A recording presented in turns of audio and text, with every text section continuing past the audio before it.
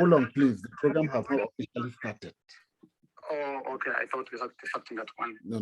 Just hold on. It's okay. We were just getting everyone hyped up. Jean-Claude, you're good. You're in good company. Welcome. Welcome. Good afternoon. You guys are here in your numbers. Just tells me how much you care for our friend and this creative artist, Dr. Kehbuma Langmia. But as he said, the program has not officially started. Hanging on, we're going to give about 10 minutes so everyone gets here. So please keep your gunpowder dry. We'll get there in a moment. All right. Get the music on, someone. Get the music on. I love your smile, Emily. Get the music on, somebody. And then we'll officially start in a moment.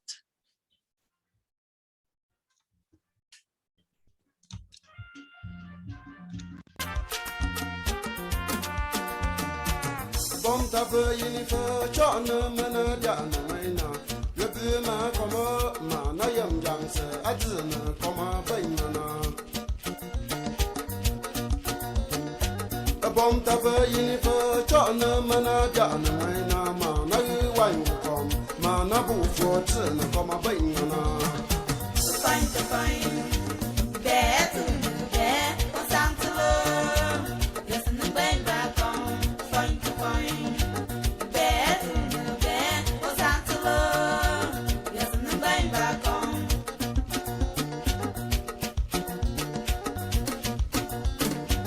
malari na chamgaji chami ben king salama na su segi ma belo trikonas ma yudi songi boy kuma ma yen chasa lisa sa duan sin yum kanyum ma tong den na na kasigi bafna ye baba isongi boy kuma yidu anse the point to sa fine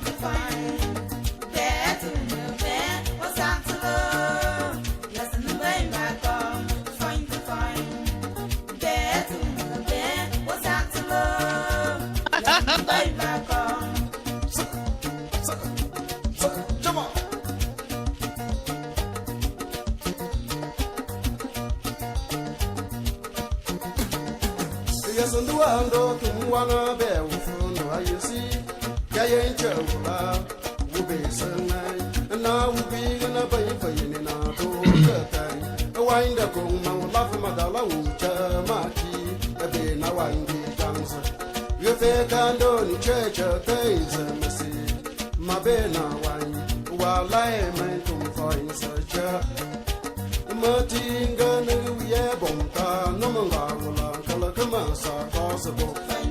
Good afternoon, everyone. And we want to be respectful of everybody's time today. Music bed and reduce the volume a moment.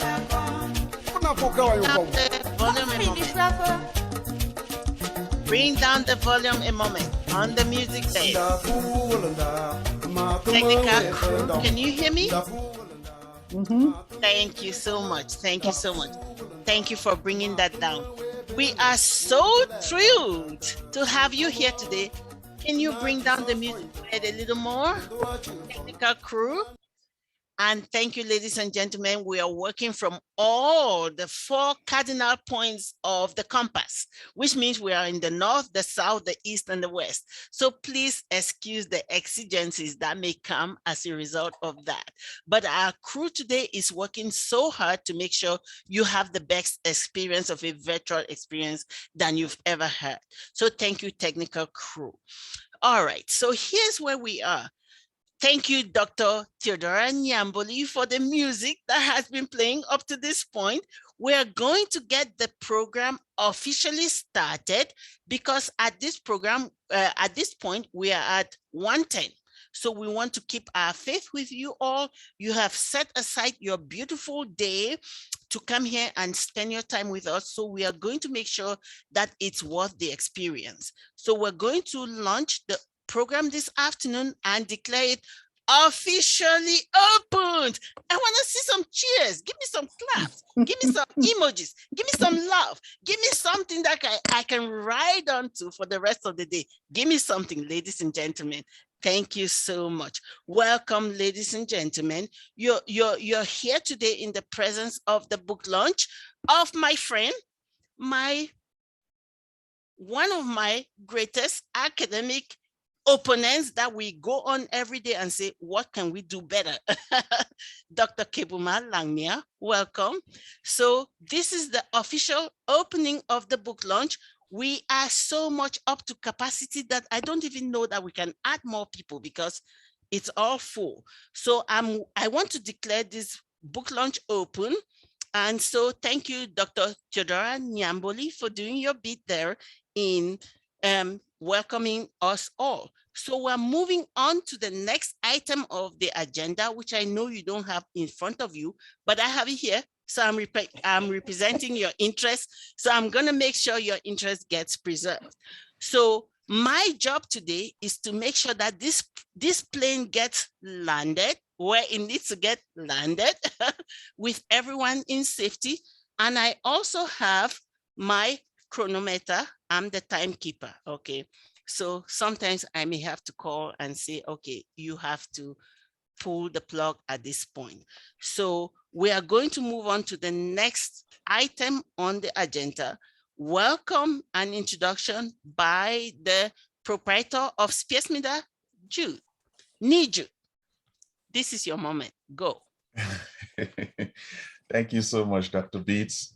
It's a pleasure to have you with us. Thank you for being part of this team. I would like to welcome everyone from all corners of the earth. For those of us joining from Africa, from Europe, from Asia, and of course from North America. So welcome. I am Jude Fokwan. I am the publisher at Spears Media. I am really excited for us to celebrate this wonderful title today.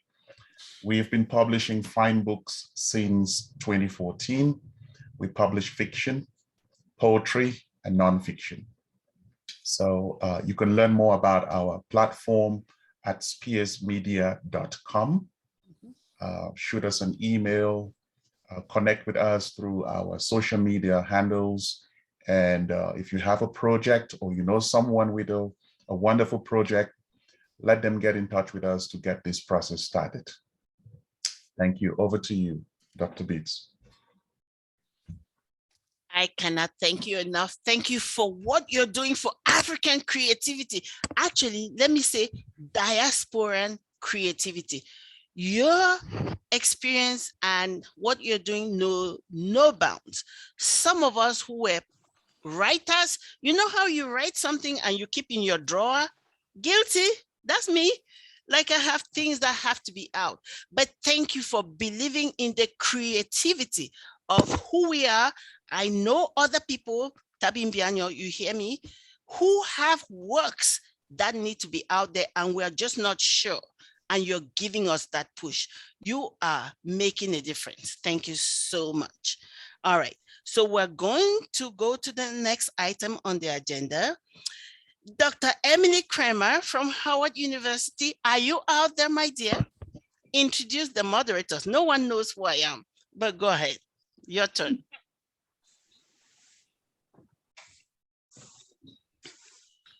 You're good, you're good. Hi, everybody. Good afternoon and welcome to this event. Can everybody hear me? Yes. Yes. Wonderful. It's a privilege to be a part of my colleague's book launch, and I will be introducing our panelists this morning. Dr. Beatrice Epwine is Assistant Teaching Professor of Communication. She holds a PhD in New Media Technologies and a Master's in Journalism and Mass Communication. Her higher education teaching experience is extensive and includes service at various prestigious universities, including Penn State University and Johns Hopkins. Her areas of expertise are in strategic communication, public relations, and new media. She is equal parts professor, researcher, and industry expert. She is a budding tech entrepreneur and an emergent disruptor with nascent interest in no-code software app development. She is founder proprietor of Masses on Street Communications and the Kumba-based Knowledge Headquarters Center for Learning. Welcome, Dr. Epwine. Thank you. Thank you so much. That was beautifully done. Thank you. I also will be introducing Theodora Nyamboli. She is a digital marketing specialist and an agile coach. She holds a doctorate in business administration and information system management and a master's in international business management. She also has higher education teaching experience in Cambridge International College and is an assistant professor in the University of Wea, Cameroon. Some of her areas of expertise are also in business communication and social media marketing and design and women empowerment. She is a researcher and publisher of peer-reviewed journals and a co-founder of Aid International Women of Vision. Her greatest passion is to empower women educationally, especially in the IT, business, and communication world. Welcome, Ms. Nyamboli, or Dr. Nyamboli. We're happy to have you, and I will turn it over to you. Thank you. That was great. Thank you so much, Dr. Emily Kramer. So we're going to move on. And now we're going to introduce the person we're here today to celebrate. My friend, the one who gives me headache morning, afternoon, night, middle of the night. When he gets a crazy idea, he calls me. I was like, wait, I'm sleeping. Do you know it's 3 a.m.? Anyway, that's my friend, and I want him to do that. When creativity strikes, you cannot stop that. I'm talking about my friend, Dr. Kehbuma Langmia. You have the floor. Take it, my friend. No. Dr. Jean-Claude has to introduce me now. She'll just Hold on. Wait, I missed that. Yes, that's true. I did miss that. So Dr. Jean-Claude Quitonda from Howard. Yes, I didn't miss that. Where are you, Jean-Claude? Where are you? Where are you? Is he here? Yeah, he's there. Oh, there you are. You spoke earlier. So please go ahead. Yes, please. Tell us who are here to celebrate today.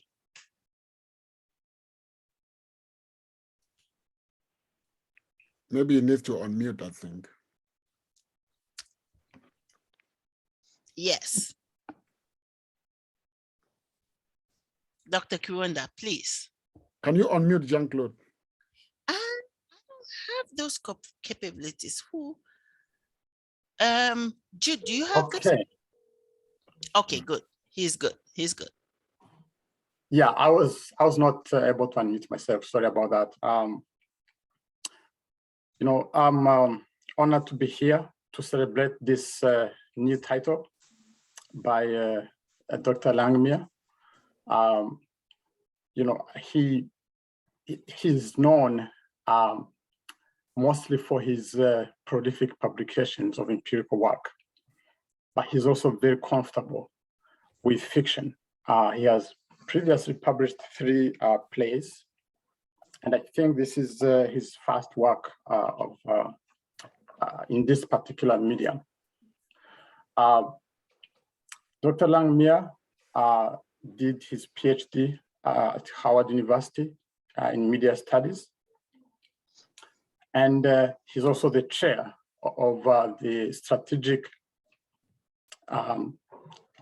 SLMC department at Howard University.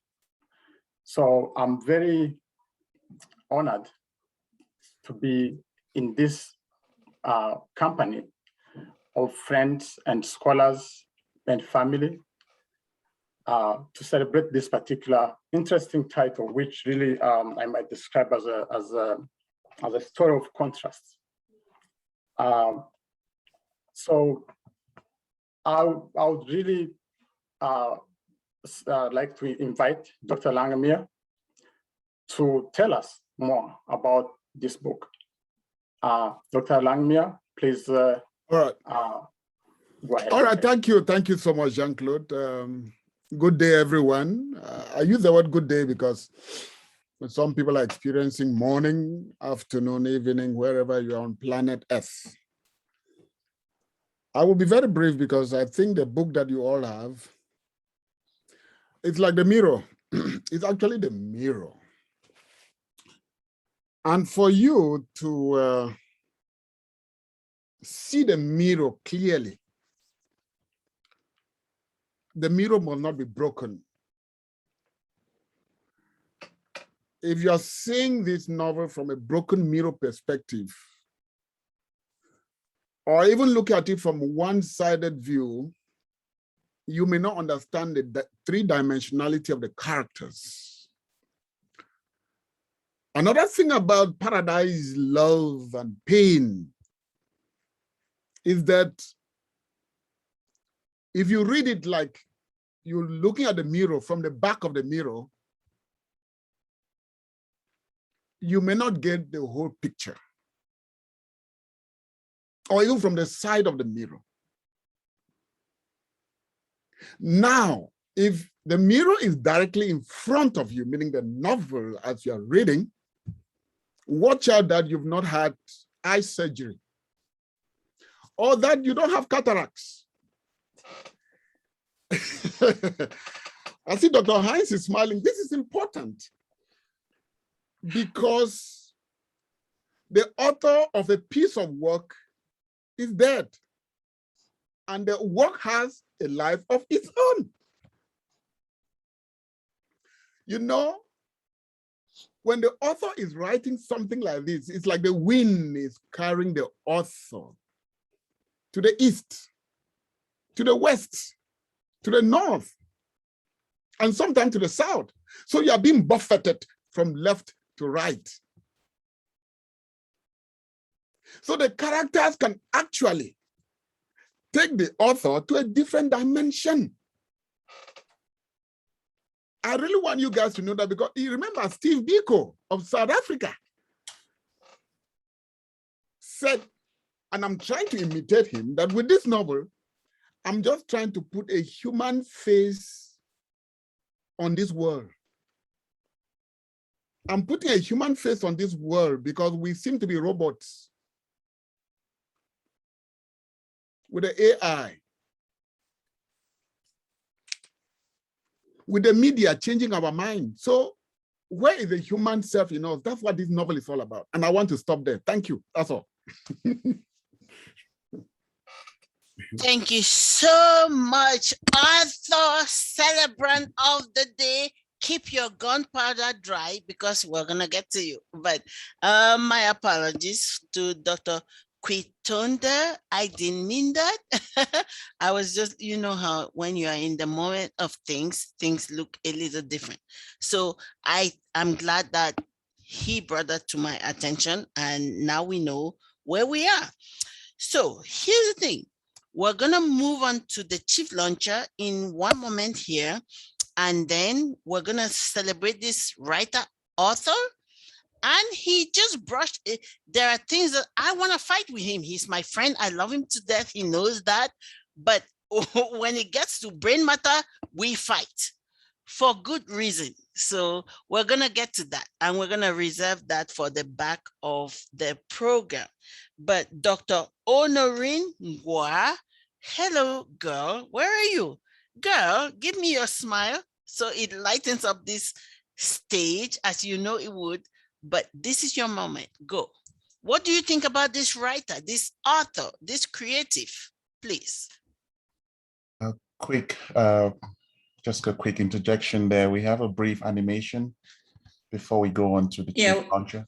Yes, before that. So Dr. Theodora, who is my co-moderator for today, are you ready? Yes. Can you go on? Okay, good. So this is a brief animation of Love and in Paradise. Let's see.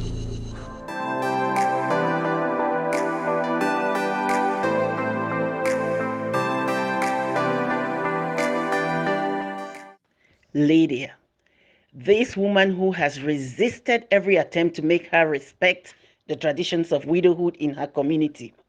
She puts her foot down and says no to any attempt to make her turn her back on what she calls Christian beliefs. Now the ghost of her husband begins to haunt her at night. She tosses and turns all night. What happens next?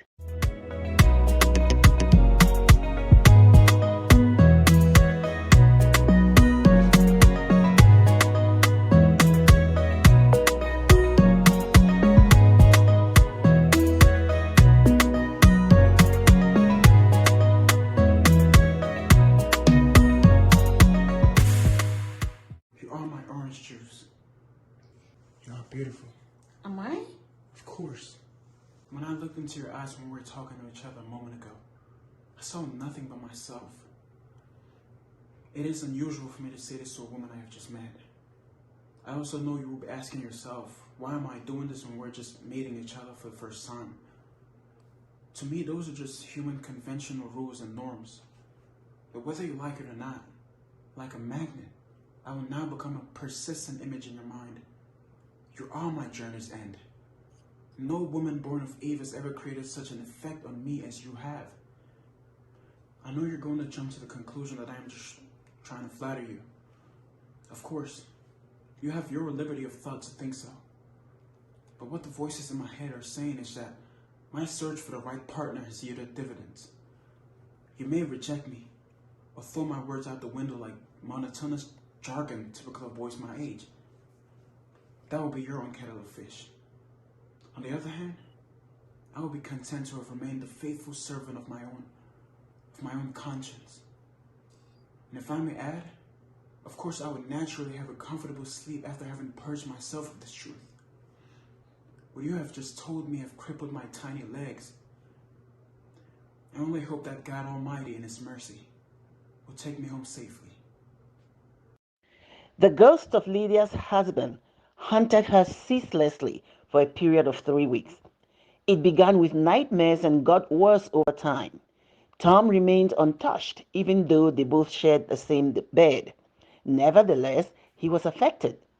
It manifested mostly during their private time at night.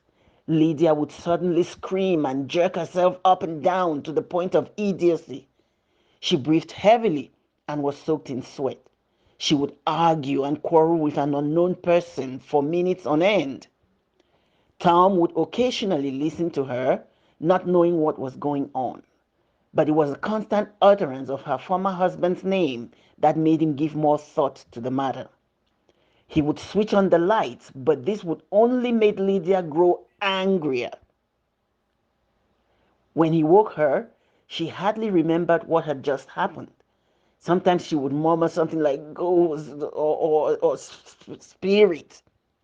Lydia did not disclose to him that she was seeing visions of her late husband. Like Joan of Arc, she heard threatening voices telling her to go down on her knees, roll on the floor, or simply move out of the bedroom. One evening, her late husband appeared to her and ordered her to move to the kitchen and prepare him a dish of fufu and vegetables.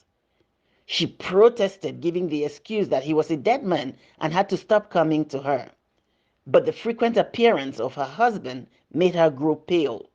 She thought about consulting a witch doctor for an exorcism, but Tom advised her to instead solicit the help of a parish pastor or priest. What will she do next? I wonder. I can't wait to read on.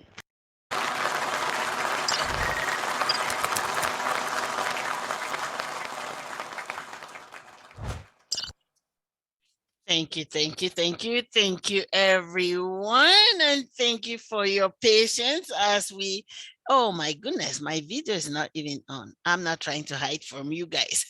It's technology. But thank you. Thank you so much. You've been teased into this novel. I don't know if you have had a moment to go into this world. Jean-Claude, I see that your video is off, but you know what? For the rest of you guys, go into you'll be, what is he talking about? Like, I think Langmo is my friend, he's my brother, he's my peer, he's my, like, there's so many different levels that I can connect with him. But when it comes to this book, I am like, wait, guy, do I know you or don't I know you? This is my friend, my brother, my peer, we are engaging in a whole different level. On this level, I'm thinking, Lamo, do I know you? Do you judge a character by the book or judge the book by the character? I would love to know that in the Menti test that's coming on after this. But I am appreciating your time here today with us. And we're going on to the next item, which is am I missing this? We're going to invite the chief launcher, Honoringua, to come and tell us what she has. I think that's the next item. Can anybody hear me? Thank you so much, Dr. Beats. Can everybody hear me? There you are, looking beautiful, girl. I see you. I see you in your pink, my favorite color. Yes. Thank you very much. And I'm very happy to be here. And I want to thank everybody for being here as well to celebrate an amazing talent, Dr. Langmia. I have known Dr. Langmia for so many years. He has been a great mentor to me in so many regards. And so we already know that he is a distinguished scholar with great range for remarkable storytelling. And so when he called me that he's written a novel and he wanted me to just give a review, I was first of all very honored that he called me.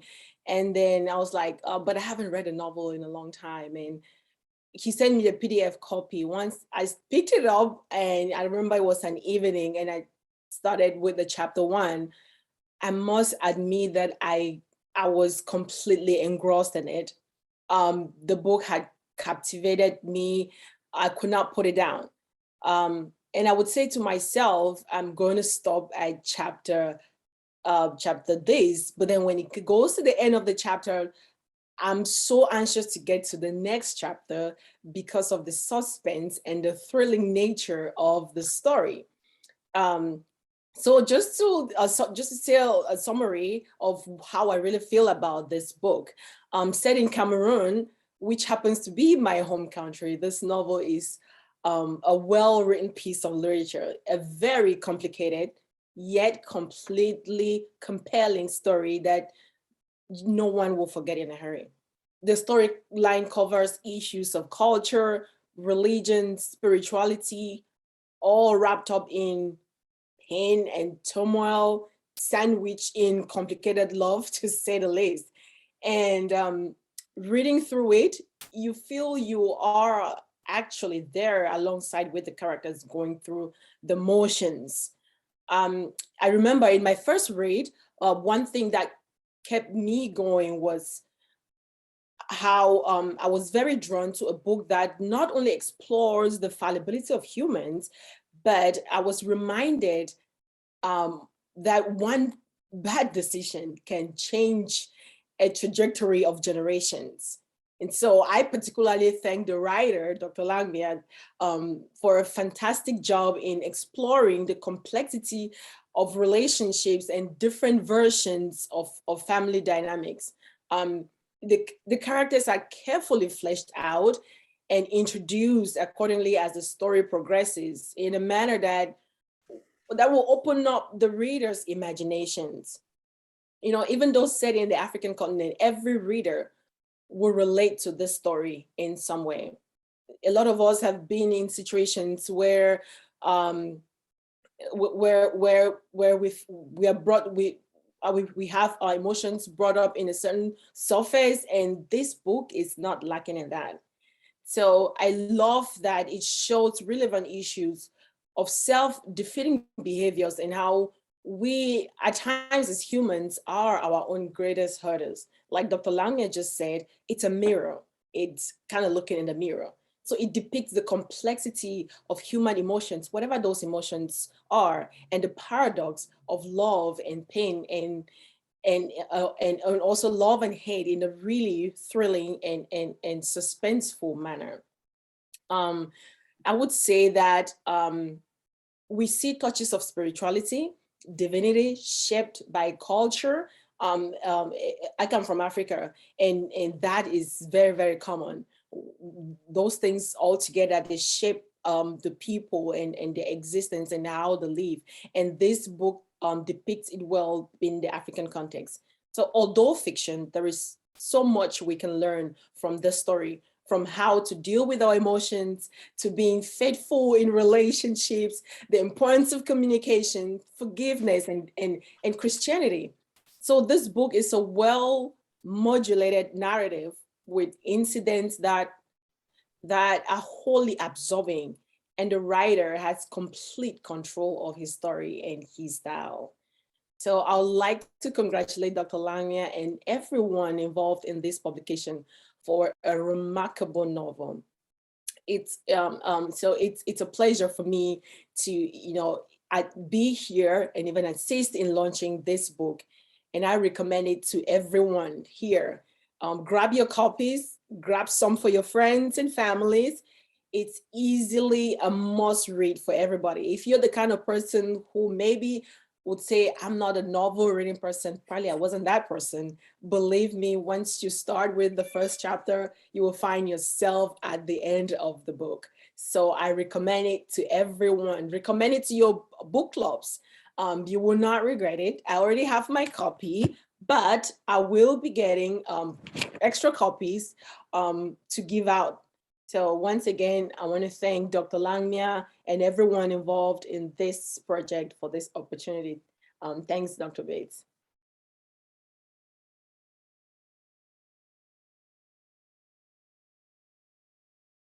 I don't think we can hear you, Dr. Bates. I think you are. Dr. B, can you go All ahead? right, I got that. I'm so sorry. But I was just saying, girl, let's just pretend for one moment that's you and I, okay? Let's just forget about all these guys for 1 second. Talk to me about the damn shit book. Sorry, I don't swear too often. Dr. Langmia has all these characters, and I know we're going to get to that. But these guys, like moms, are talking to children, and they're going with boyfriends and all this. And you said you were from Africa. Go there, girl. You have the international platform right now. Girl, go there. So in this book, we have the main characters. We have Lydia, who is the strong woman who is also very dysfunctional, if I may say it, put it that way.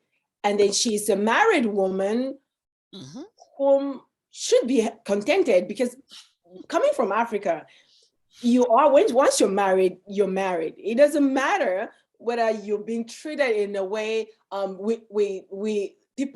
women are trained, especially, coming from a moral home, you are groomed to be a wife, no matter what it takes. Be there and be submissive and love your husband and fight for your home and try to build your home. And that's what we're supposed to do as women in Africa. And so we find Lydia, who is a wife with kids and falls in love with a charming young man whom she could not resist.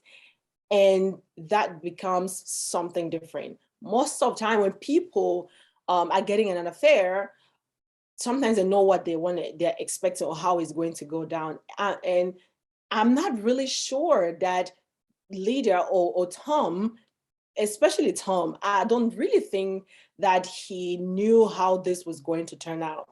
So Tom falls in love with this woman because she's very beautiful, she's irresistible, and every man wants that kind of a woman around, right? So she's very seductive, and Dr. Langmia does a great job in describing her features, that you could literally see her picture the way she looked, and that is fantastic. And that's how amazing his writing really is.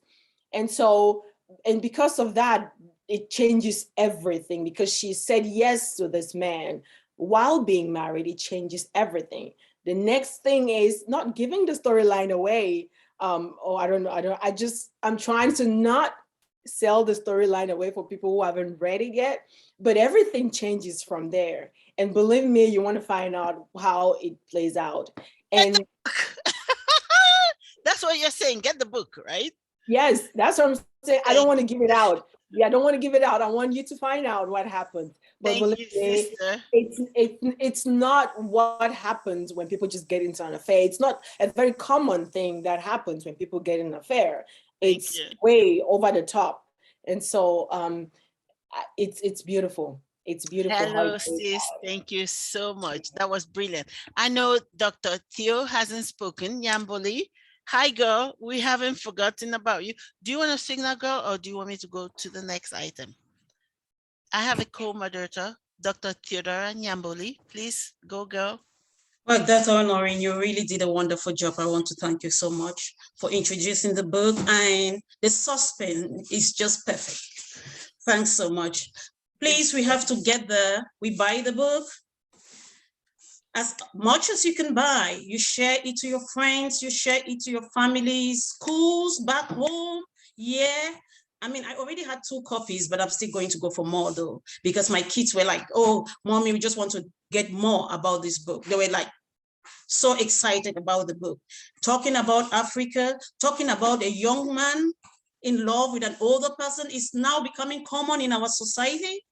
I mean, and all these things are really, really making the book so exciting. I'm telling you, the story is part of my story. I lost my mom 2 months later. I lost my dad. And I was really like in a town, knowing really nothing about the tradition. So when I see this book, I was like, doctor, you were just talking about my life and all this and that. And I bought it. I mean, I bought 2 copies at once. I was just like fighting to read it and to share it with my friends. And I tried to make a competition to see those who can buy it or those who would like to read it with me, and I offered them a copy. So please, this is the time of the launching. We're having a 25, the sales, we're having a 25% reduction today. And we have a code for that. Dr. B, can you go ahead? See, I didn't even know that. I didn't even know that about you, Dr. Theo. But all right, we're gonna get to the 25% discount and all of that in a moment. After Dr. Kehbuma Langmia's Provost speaks. He's here somewhere. Hi, Provost. Did I miss you? Did I miss you in the crowd? That wasn't intentional in any way. Are you in the crowd? Yes, yes. Good afternoon. Sorry about that, doctor. No. You're fine. No, we're working from multiple points on the compass. Who knows who's gonna do it? So, Provost, are you there? Yes, yes. Can you hear me? Oh my God, thank you for the honor of giving us the moment of your minute. We know you are in the universe with so many things calling at you, and for you to set all of that apart to be here in this moment, the ancestors are celebrating. Welcome, sir. Go ahead. Oh, thank you. And thank you for that welcome. No, I had to make it a point to join to congratulate Professor Langmia on this book launch. He is one of our most prolific faculty, but typically I'm used to seeing his professorial academic books. So I was surprised to see that he has written a novel. So I'm looking forward to reading it. Certainly want to congratulate him and thank him and wish him well during this book launch. And thank you everyone for joining. Professor, if you want to know the best that we have on the African continent, let me present to you Dr. Kehbuma Langmia. I know you already know that, but I'm just adding that extra layer of veneration. He is one of those whom we are proud of above everything else. Thank you, Professor, for your time. Oh, thank you. Yes. All right, so we're moving on to the next item, which is gonna be, Nijud, where are you? The day I ate fufukon and jamajama in Bali, I've never looked back. Nijud, who's are you there?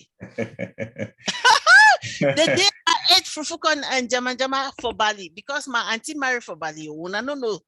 There are so many secrets in the Southern Cameroon that you're never gonna know. No, we'll fix that for backside. Fufukon and jamajama. Go, Nijud, go. Yes, thank you. Isn't she doing an awesome job? Let's get a hand of applause to Dr. Beats. Thank you. Please, she's doing such a fabulous job. Thank you so much for animating, for coordinating this. Thank you to Dr. Nyamboli as well. It's a pleasure again to get back and to tell you guys more about this book. But before we do so, a couple of housekeeping. I know Dr. Kehbuma sent out a link, and there might be people who have joined using his link. So you may just want to check that you are not a double of Kehbuma Langmia. Make sure you rename yourself. So that's the first thing. All right. So if you've checked and your name is properly written or labeled, then let's move on to the next phase. So we are going to tell you a little bit about the discount for today. Now, this book is listed at $18, and we are offering a 25% discount for this title. So it brings it down from $18 to $13.50. So the code is automatically applied when you place the order from our website. This, of course, does not apply to sales on other platforms like Amazon. This code is redeemable exclusively on the Spears website. So for those who are looking at the chat, you would see the link there. Click on that link and place your order, and you would have that automatic discount applied. So that's the first thing. The second thing I wanted to say is, I think we'll just give a few moments for anyone else who is interested in publicly placing an order. It could also be, if you want your order autographed by the author, you can also, state that here. So back to Dr. Beats. Let's give a moment to those who are interested in purchasing copies of this book to make their case. Thank you so much. Can I say something? Go ahead. I just want 2 names, and they wanted me to really make it public. Dr. Eric Fogam is buying 10 copies, and I wanted to go on the record. And those 10 copies will be sent to schools in Cameroon. And Mrs. Grace Fongot, I'm sure Amma is writing down. Amma is online. She's our graduate student at Howard. She too is getting 10 copies. I want it to be public. 10 copies, which are also going to be sent to schools in Cameroon. I don't want to make that out right now. Okay, let me tell you something. This author is so humble. Sometimes I'm like, wait, are you going to tell us that you teach at the Harvard of the South?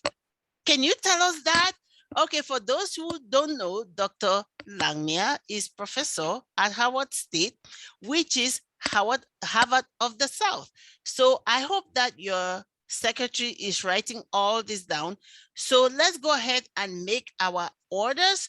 That means we have one of our own at the highest levels. Okay, just one more thing. Just one more. I just got a direct message. Yes. From Dr. Ekema Agbo, and I want Amma to take that down. He's buying 5 copies. He just sent me a direct message on Zoom. 5 copies, 5. So now we are 25 copies. Now, Professor, that too. Nobody want call Papa Ekema Agbo. May can't talk for we any moment. The fact say he buy 5 copies. That one for those of you joining in Kenya and Uganda, me are the talk now for country talk for people for Cameroon, okay, which is called Pidgin English.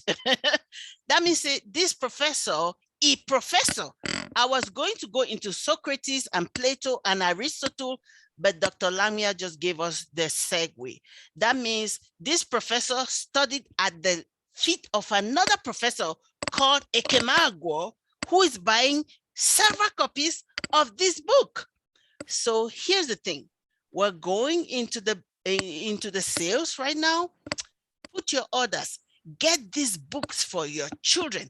Get them for your grandchildren. Get them for your nieces and nephews. Me, I don't have biological children, but I have children of my sisters and my brothers. They make my day. Give these children the books that need to make them know who they are. for two. Excuse me. Go ahead. Yeah, go just ahead. because this money is coming in, that's very important. The chief launcher is getting 5 copies. I really want that because this thing is very important. They are sending me direct messages. The chief launcher, Honorine, 5 copies. Thank you. Thank you for Thank that. you. And those who can put it also on chat group, please, you can also put it on chat group while you're sending direct messages to him. If you're not able to talk, you can just put it on the chat. Just do as much as you can do. If you want to talk, just step up, please. The floor is open. Me, I'm one of a fans of God with the block fence now. Now my sister and my brother, una don't hear them now. Una buy that book. Give those books to your children. They need to know who they are. I sit in African American classrooms and I teach young Black men and women and white little boys and girls. They need to know where we've been, where we're going. This is your moment. Buy the book. Send it, give it as gifts. Okay, so I'm going to try to move the program along because I had committed to make sure that we stayed on track. So we're going to go on as all of this is going on in the background. We're going to just a minute. There are some people who want to talk, and this is very important because book launch means people need to buy and read. I hear you. And I know some people really want to talk and then give their own orders. This is very important, honestly. Even though we have that in the program, but go ahead. No, we just want to open the floor if somebody really wants to say something before buying it. That's what Okay, who do you have? And the link is there on the chat, please. We've put the link over the chat. You can still go there over and over and do whatever you want to do. But anybody that wants to talk, the floor is open, please. This is the book launch. This is the book launch moment. And we still have, yeah, go ahead, Dr. Langmo, who do you have? Who was gonna say something? Let me just, again, for purposes of production, if somebody wants to talk, they can indicate by using the reaction button at the bottom of their screen. I'm looking at those. And once you do that and you're called by the moderator, we would have to ask you to unmute. Yes. So attendees are unable to unmute themselves at this time. We would have to ask you to unmute before you can do so and then talk. I see Peter Tange, Prof. I can't even believe you have to raise your hand. I see Peter Tange's hand up. We have to give him a moment. He wants to talk about. Hi, Prof. Hey. Hello, everybody. Hi, Prof. Am I coming through? Yes, you are, 100%. Wow. I am so glad to be part of this this occasion. You know what the sort of feeling you have when you are near, when you are sharing company with oh my God. with a mover, so to say. Yes. I couldn't miss this. Prof. Langmo is somebody that you just like to sit near him and feel happy, knowing how difficult life is. We of course, those who might know us know that we are both actors, and that's what binds us together. Yes. And those who are Cameroonians, if they remember Prof. Langmo in his days on the debate club in CRHV or over CRHV Yaoundé, they would know that there's no time you spend with him without smiling. And when he has to record those smiles in a book, even if the themes have to talk on issues of misery, as our I agree with you. Go ahead. As our book reviewer indicated, you still have to lighten there's so many challenges we have in this life with the pages of that book. So even though I've not read it, I will definitely get my own copies. I should be getting to the link now to at least get the first 2 copies for now, read and see a size of my audience and see the sort of people that I can get more copies for. So for now, I just thought I should come in to say congratulations, my brother. Each time I chat with Dr. Langmo, he tells me some of the company that he doesn't like is company that only sits and talks about Mimbo and Chop. He likes company that has to challenge the mind. Yes. That's why he bothers me. He bothers me even when. That's true. So true. This is what I like about him, and I want to say congratulations, brother. I want to congratulate Spears Media because I am getting falling more and more in love with them. When they published Bearing Witness, edited by Dibosi and Ashutang, I really got attracted with that volume. And there are many more titles that I've seen there. I think that I'm also a writer. I should be getting in touch with them not long from now. So this book launch is celebrating Langmo and celebrating writing in general. And it's a wonderful pleasure meeting all the great faces that I'm seeing on the screen here. It's a wonderful pleasure, and we are together. Thank you so much. Serious, Papa? Thank you so much. Are you serious? I really had to say something before Professor Tange leaves. For some of you who are really not Cameroonian, this was one of our thespian, one of the top actors in Cameroon theater. When we were in high school, we were learning about acting from him. And some of you who watch Nigerian movies, he has also appeared there. And he had also been a literature teacher. He had been my teacher. He's actually a role model to me. I just wanted to put that in. I know other hands are up. I don't want to take the role of the moderator. Thank you. Okay, we're going to go to Dr. Barbara Haynes. The floor is open to you, ma'am.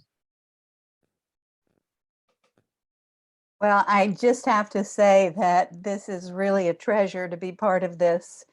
Langmia, I did read your book because it is so different than what I know, as Dr. Wuta said, of your writing. I know you in a whole different frame of reference, and this was truly a joy. I know you talked about you kept this book in your nightstand. You kept it in a drawer for the longest period of time. And then all of a sudden you said, I'm going to do it. I'm going to do it.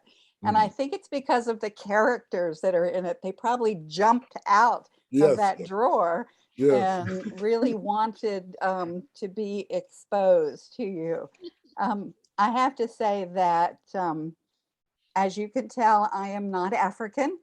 I did live in North Africa. You are now. I am now. Well, I have to tell you, I did live in North Africa from 1957 to 1959, and I spent 30 years at Howard University. So I do feel the embrace. But I learned so much in this about the cultural beliefs and the twist between Christianity and those beliefs. I was intrigued. I wondered by the time frame. I couldn't quite figure out the time frame in what years this was occurring, but I had to chuckle when Dr. Langmia included fake news in one of the chapters. I believe it was chapter 6. And I thought, well, this is certainly jumping from one culture to another as well. But I truly enjoyed the characters. I'm older, so I'm a little exhausted with so many characters running in and out and jumping back and forth. It takes some energy to follow them. I also have to admit, because I am older, I usually love it when there's a happy ending. And I don't want to give away the ending. So this was a challenge as well, as I got to the ending, but I felt like I knew the entire village at the end of this. And so it was really a pleasure to read it.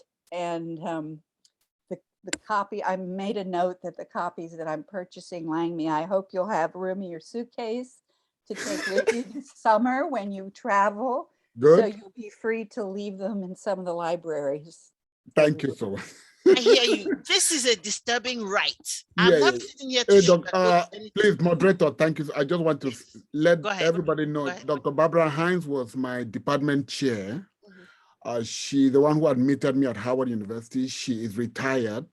So for her to make this commitment, and when she's saying a box of books, I don't want to put numbers in it because I know it will be so much amount of books that she really want to buy because she wants me to take them home.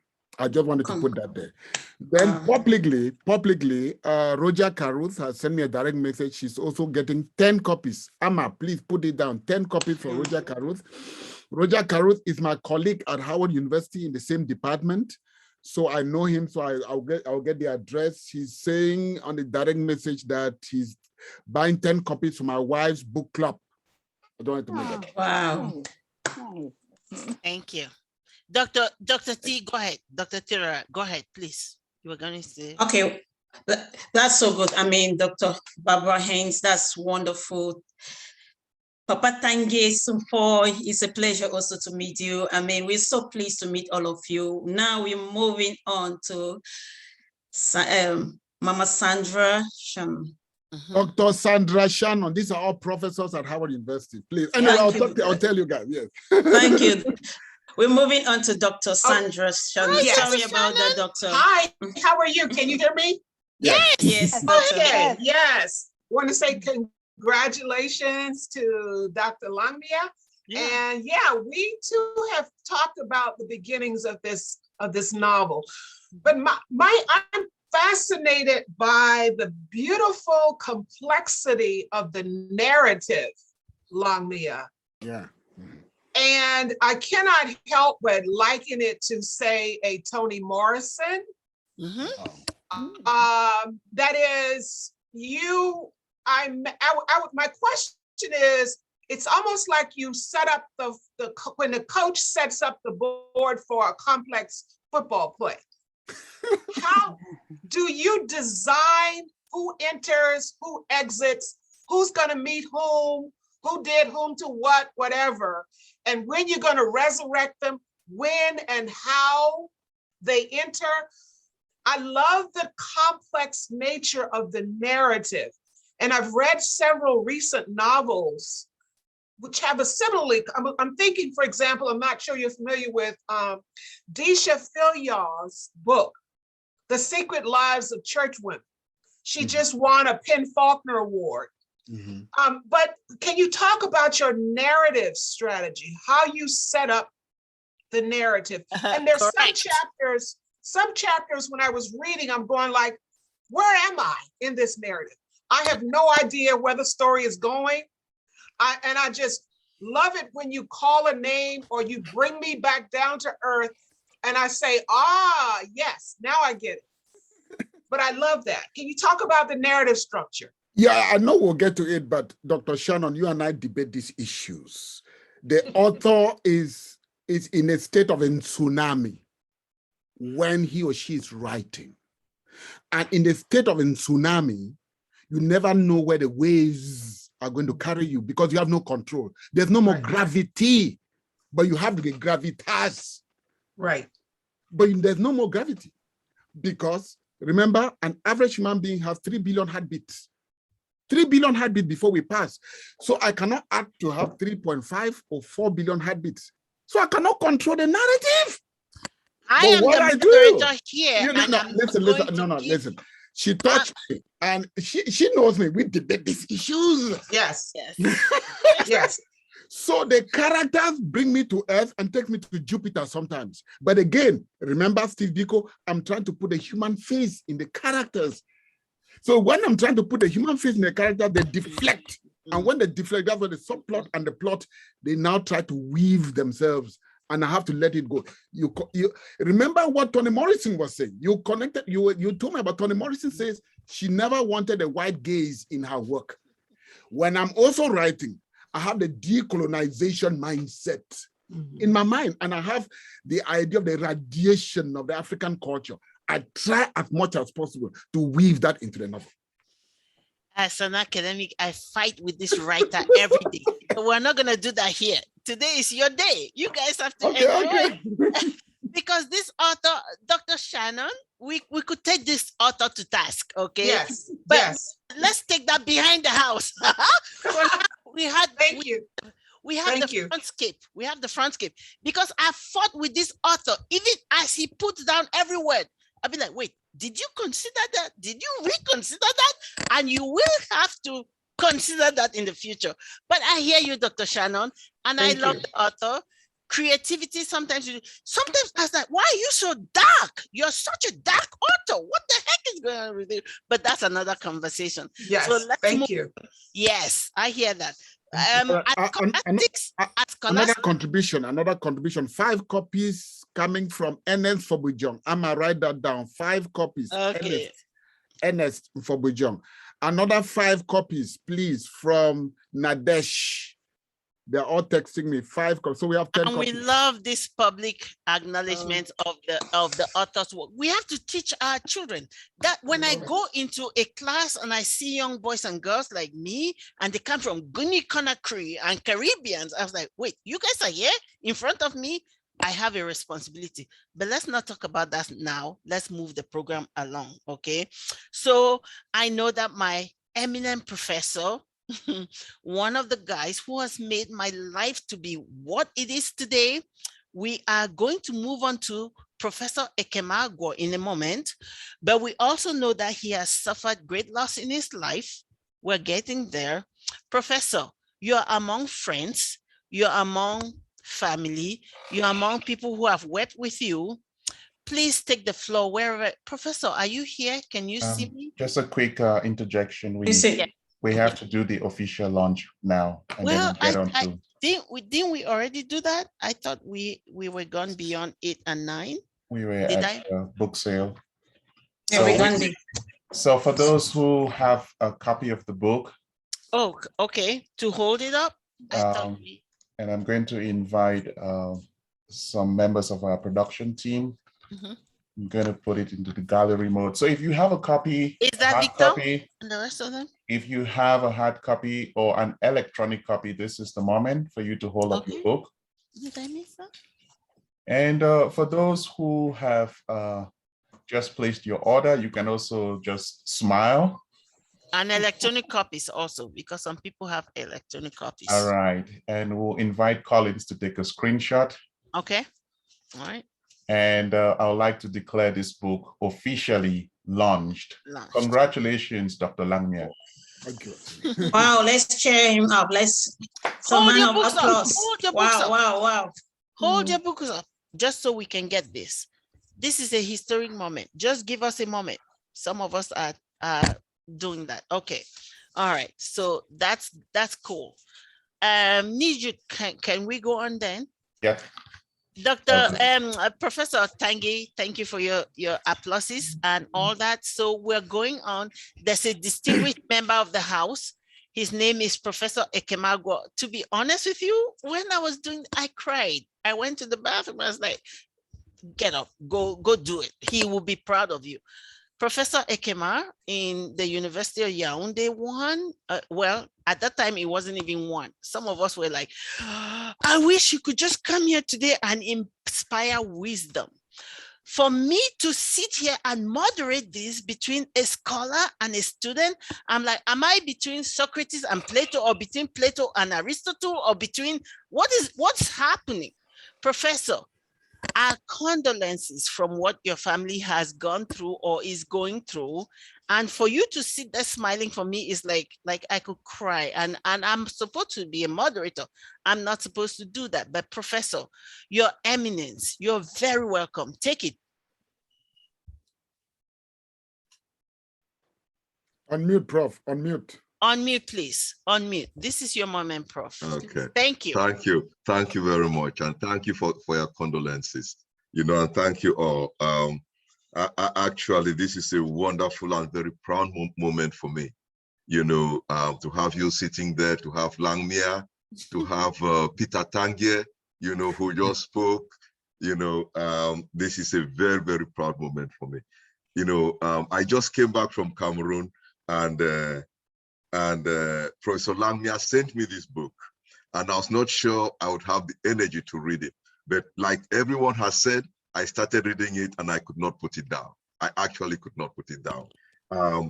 Paradise of Love and Pain is an excellent first novel. It is really wonderful. I read the novel and I thought about it, and I enjoyed, as somebody said, I enjoyed the flashbacks. I enjoyed the coherence and the unity, and Professor Langmia's ability to manage very difficult multiple subplots that reinforces the experience of Lydia and Tom. And in fact, his ability to capture the predicament of contemporary Cameroonian society, it's wonderful. I agree with you. The book is dark. Strangely enough, there are dark moments to it. Because, at the end, actually, as I came to the end of the novel with Tom, okay, you guys don't want us to give it out, okay?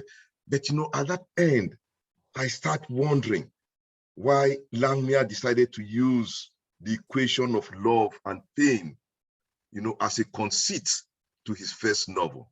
I thought that there was so much pain, but honestly, I did not see so much love. And I started wondering whether Langmia deliberately juxtaposed these two very powerful emotions, in order to interrogate, these aspects, of our contemporary culture, in order to interrogate, a society that seems to be in pursuit, of wealth and to a certain extent, sex, which I would consider false gods, of, our contemporary society. But then the book is really loaded. I have actually written a critical appraisal of it, and I'm very pleased that I can write a critical appraisal of Professor Langmia's, book. I would find some place, to publish it, because I think it deserves, the attention of the scholarly, public. But it's a wonderful, wonderful book. I would recommend it for reading in our secondary schools in Cameroon, by all means.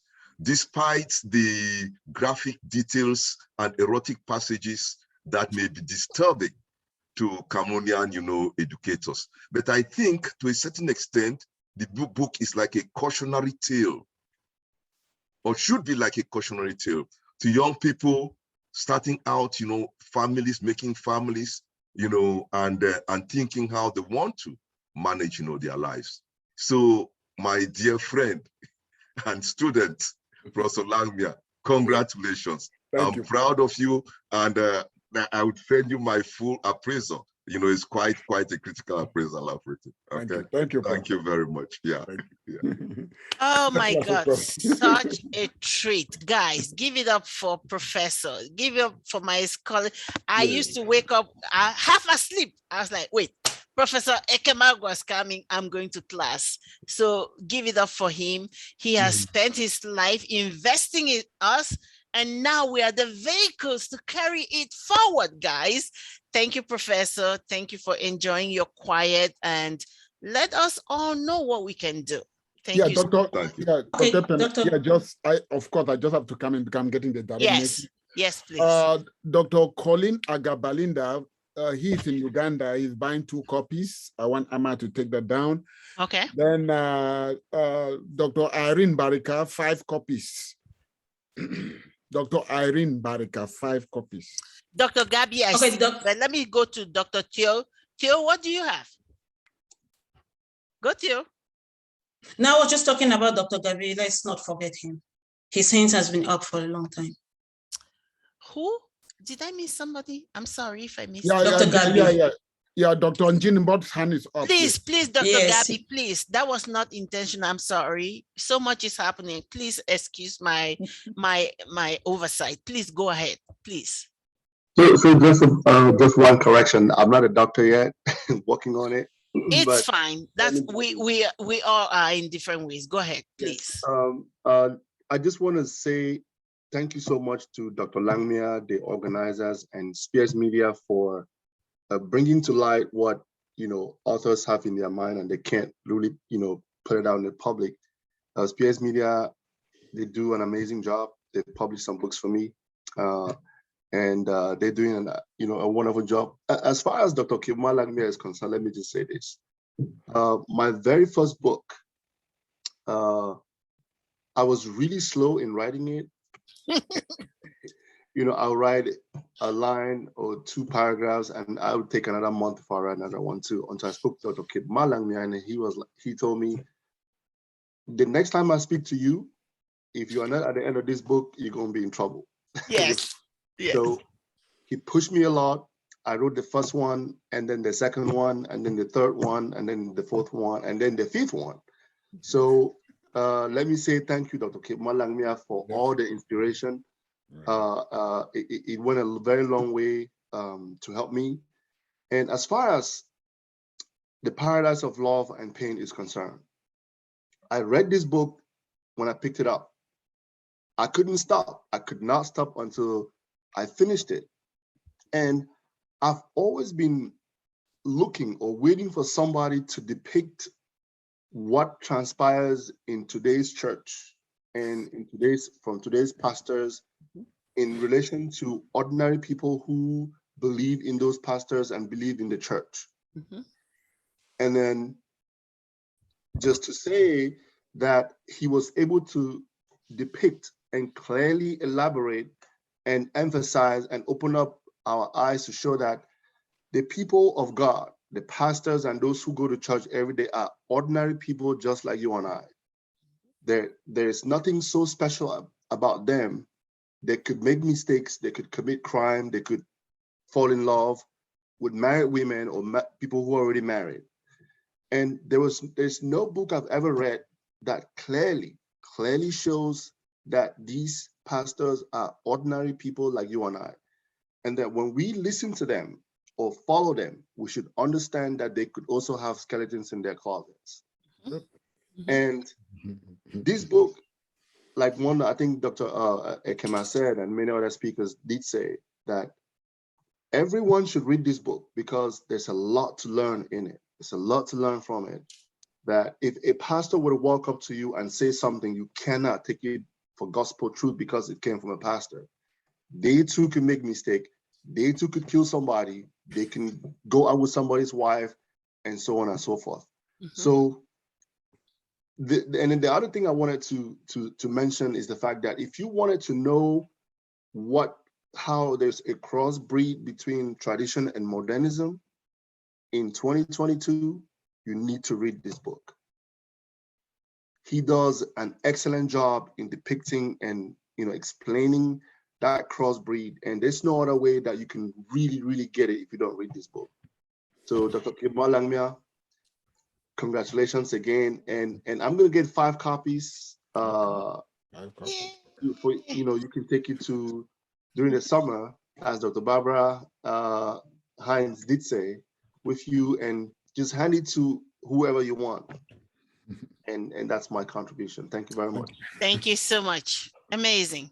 I am Dr. Lamia. I know you probably want to intervene, but I just want to say two things. No. Okay. The first thing is Dr. Langmia, on top of that, I'm a friend, I'm a colleague, and so on. He throws the nets. You know what I'm talking about, Dr. Langmia. Some others may not know. He's trying to reel some of us in. Sometimes I'll be like, leave me alone. I don't want to do it. Leave me alone. I'm not meeting your deadline, whatever. Theodora is laughing because we know. Like he's saying, come on. I was like, leave me. I want to sleep. I don't care. Okay, so he's that person who moves forward and say, where are you? What are you doing? And sometimes like, leave me alone. Leave me alone. Like just a normal conversation, you're just talking, you make a grammatic error. I just want to say, are you a doctor? What are you saying? I'm like, normal conversation, man. Okay, all right. So I'm sorry, maybe it doesn't make sense to all of everybody, but I know what you're saying, Gabby, because like some of us, like if I was like matching in his footsteps, we are almost the same age, but I'm saying he's like a big brother thing, like all, but leave me alone. Like now I'm honored to be here celebrating him. He has thrown the opportunities out there. And to be honest with you, even if I haven't done it with him, which I'm doing, I'm also throwing the net behind. Always look back. Who's coming next? And just not feel anything. That's why I'm happy to celebrate. And I'm here with Dr. T, Theodora, like my little sister, all of that is so wonderful. So Gabby, you just gave us the line into Dr. Langmia. I have never said this in front of you, but I'm acknowledging it publicly. You're doing what needs to be done. You're saying, get up, get on your behind and do what you need to do. So I'm sorry, guys. This was a tangent. Let's go. Excellent job, doctor. Yes, excellent thank you. Job. We appreciate. Yes, and that's because he got it from Dr. Ekema, and Dr. Ekema, whatever. So we're done. I really have to come in there because when Dr. Kemagbo was teaching us from the United States in Cameroon in the 90s, the man would make knowledge was sexy. You know, he stands in front of a class. Dr. I didn't want Kemagbo to say stand in that, front of but a you class. did. Let me talk here. Go ahead. Dr. Kemagbo will stand in front of a class. He's bouncing with knowledge. I said, would I ever get to America? I really have to get to America because of Dr. Kemagbo. He would tell you, when he talk about an author, you know, he will be dancing on the stage in Yaoundé University. And I said, what the heck? Yes. And it was difficult to even come close to him because all the students would say, no, he's a professor. He got his PhD in America. You don't just talk to him.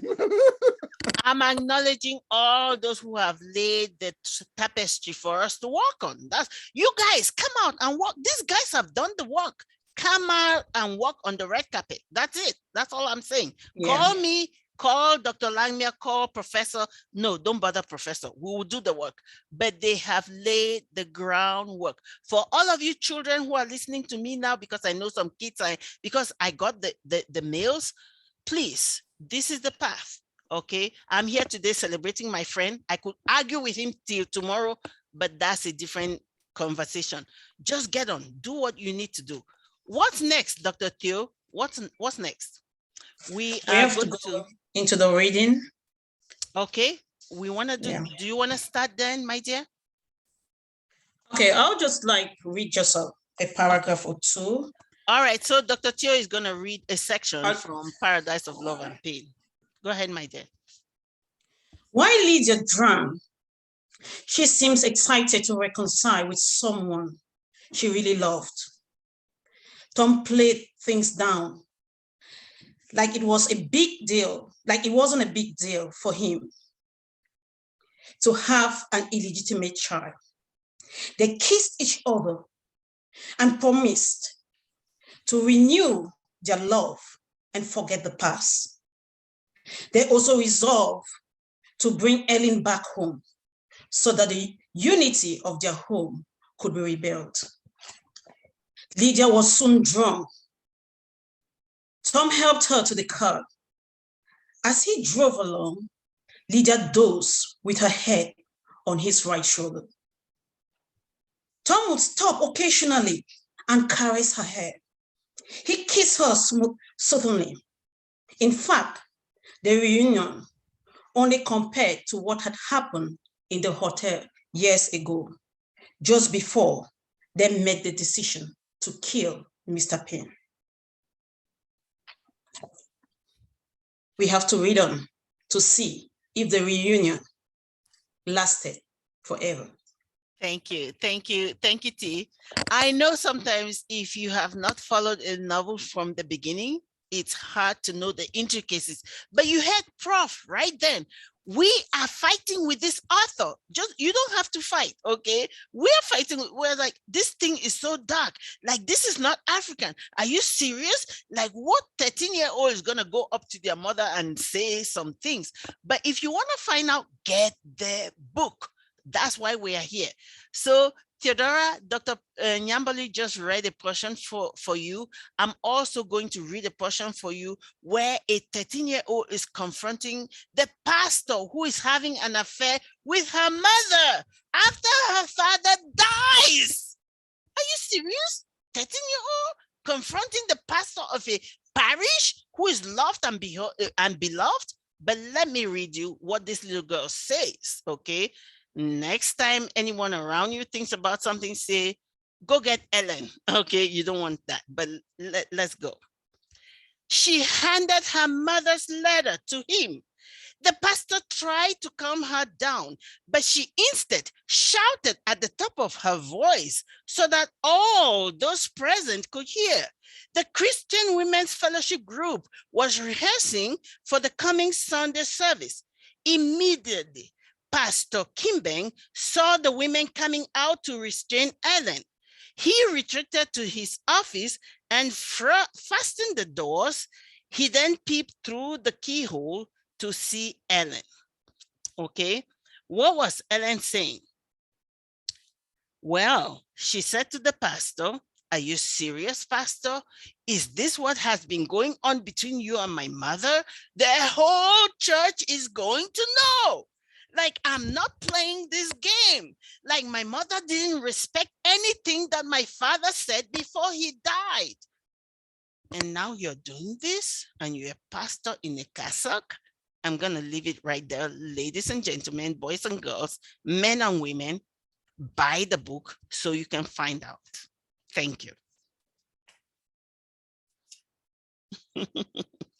All right, so very good. Jude, I need you. Are we ready with the Menti game? Anything like that? Is that where we are? We are not there yet. I have live reading. We just did that, and then book giveaway, an announcement. So go. Yeah, I hope everyone is having a wonderful time. Thank you. I hope you're all enjoying this amazing event. I just want to acknowledge the legendary Peter Tangier Sufo. It is such a delight to have him in our midst. I want to say that I learned about this legend in high school as well from my own professor, Dr. Doe, whom I know many of you know. Yes. So I know he already said he'll be reaching out. So please, Tangier Sufo, we are waiting for you. All right, we do have a quiz coming up at some stage. As many of you who have attended our events, you know we always have some kind of exciting quiz. People win a book. The quiz is going to be very engaging. It's about the book, it's about the author and his adventures. So stay tuned, don't leave. If you would like to win a book, please stick around. We're going to move on to the next item, which is rating the book. So I know many of you have read the book already, and some are still planning to read the book. So what we will do right now, I'm going to paste the link one more time on the chat for everyone. So please, if you have a second device, I know some people may not love to quit their Zoom page. If you have a second device, click on any of those links. And if you think the book deserves five stars, please go ahead and give it 5 stars. So we have 2 links there. One is for Amazon, and the other one is on the Spears website. So please give the book 5 stars if you think it deserves 5 stars. In the meantime, we would I think it deserves 20 stars. I'm sorry. That's just me, biased. So sorry. Go ahead. Yeah. Awesome. And I have to also thank Dr. Vero for also purchasing a copy. She did that and she just put it online. So please, Dr. Vero, can you please do the 5-star too? Thank you very much. Yep. Thank you. Awesome. Awesome. So thank you everyone for rating the book. I think we'll have a little bit of musical interlude while people rate the book. By the way, we can see it in real time. So if you rate that book, we'll be able to acknowledge it. So please go do it now. Okay, so Dr. T, I need you to put the animation on while they're reviewing the book. Thank you all. I just put the animation on so guys can know what's in the book. Yep. Thank you, Prof. Tangi. Thank you, Prof. Agwo. My heroes are here. I'm losing my mind right now, so forgive me if I don't know what I'm saying next, but you guys are making me freak out.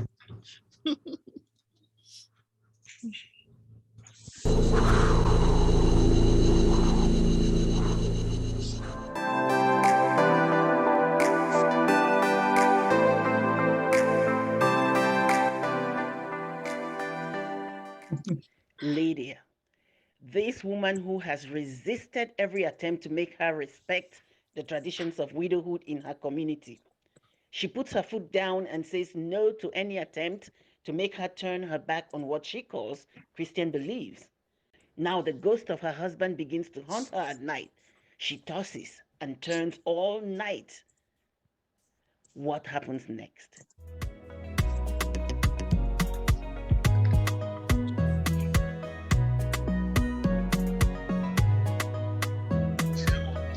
Am I making a fool of myself? No. Before you get to that, am I making a fool? Am I okay or no?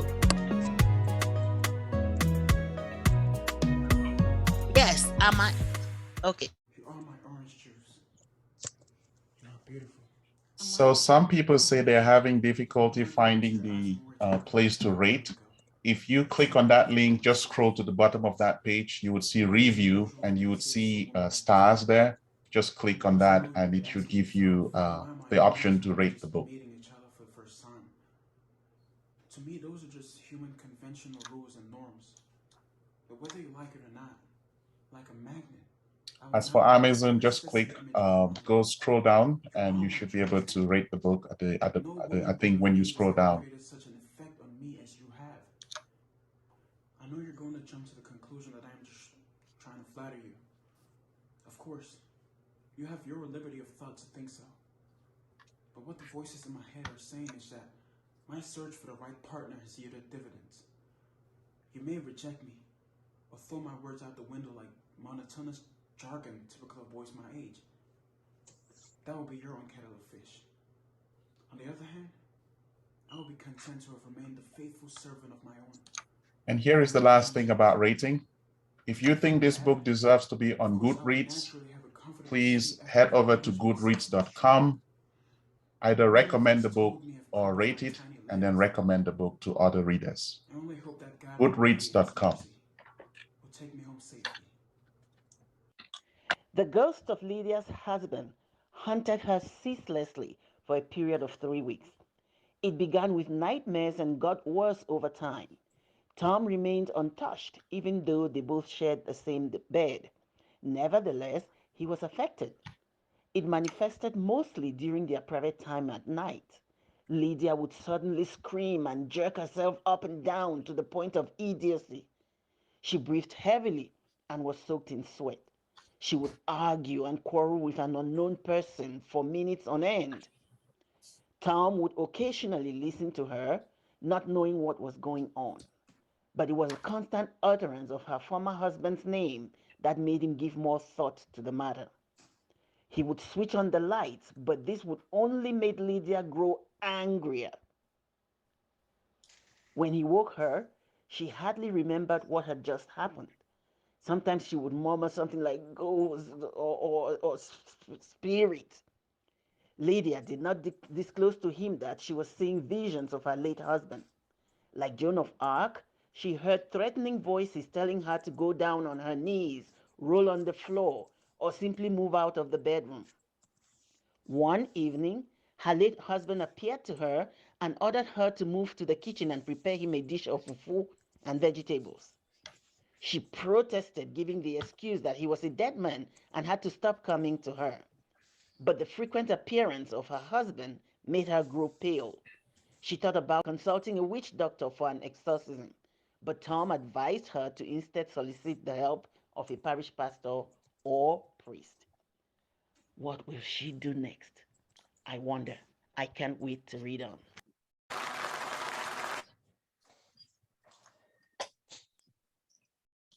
All right, let's roll on.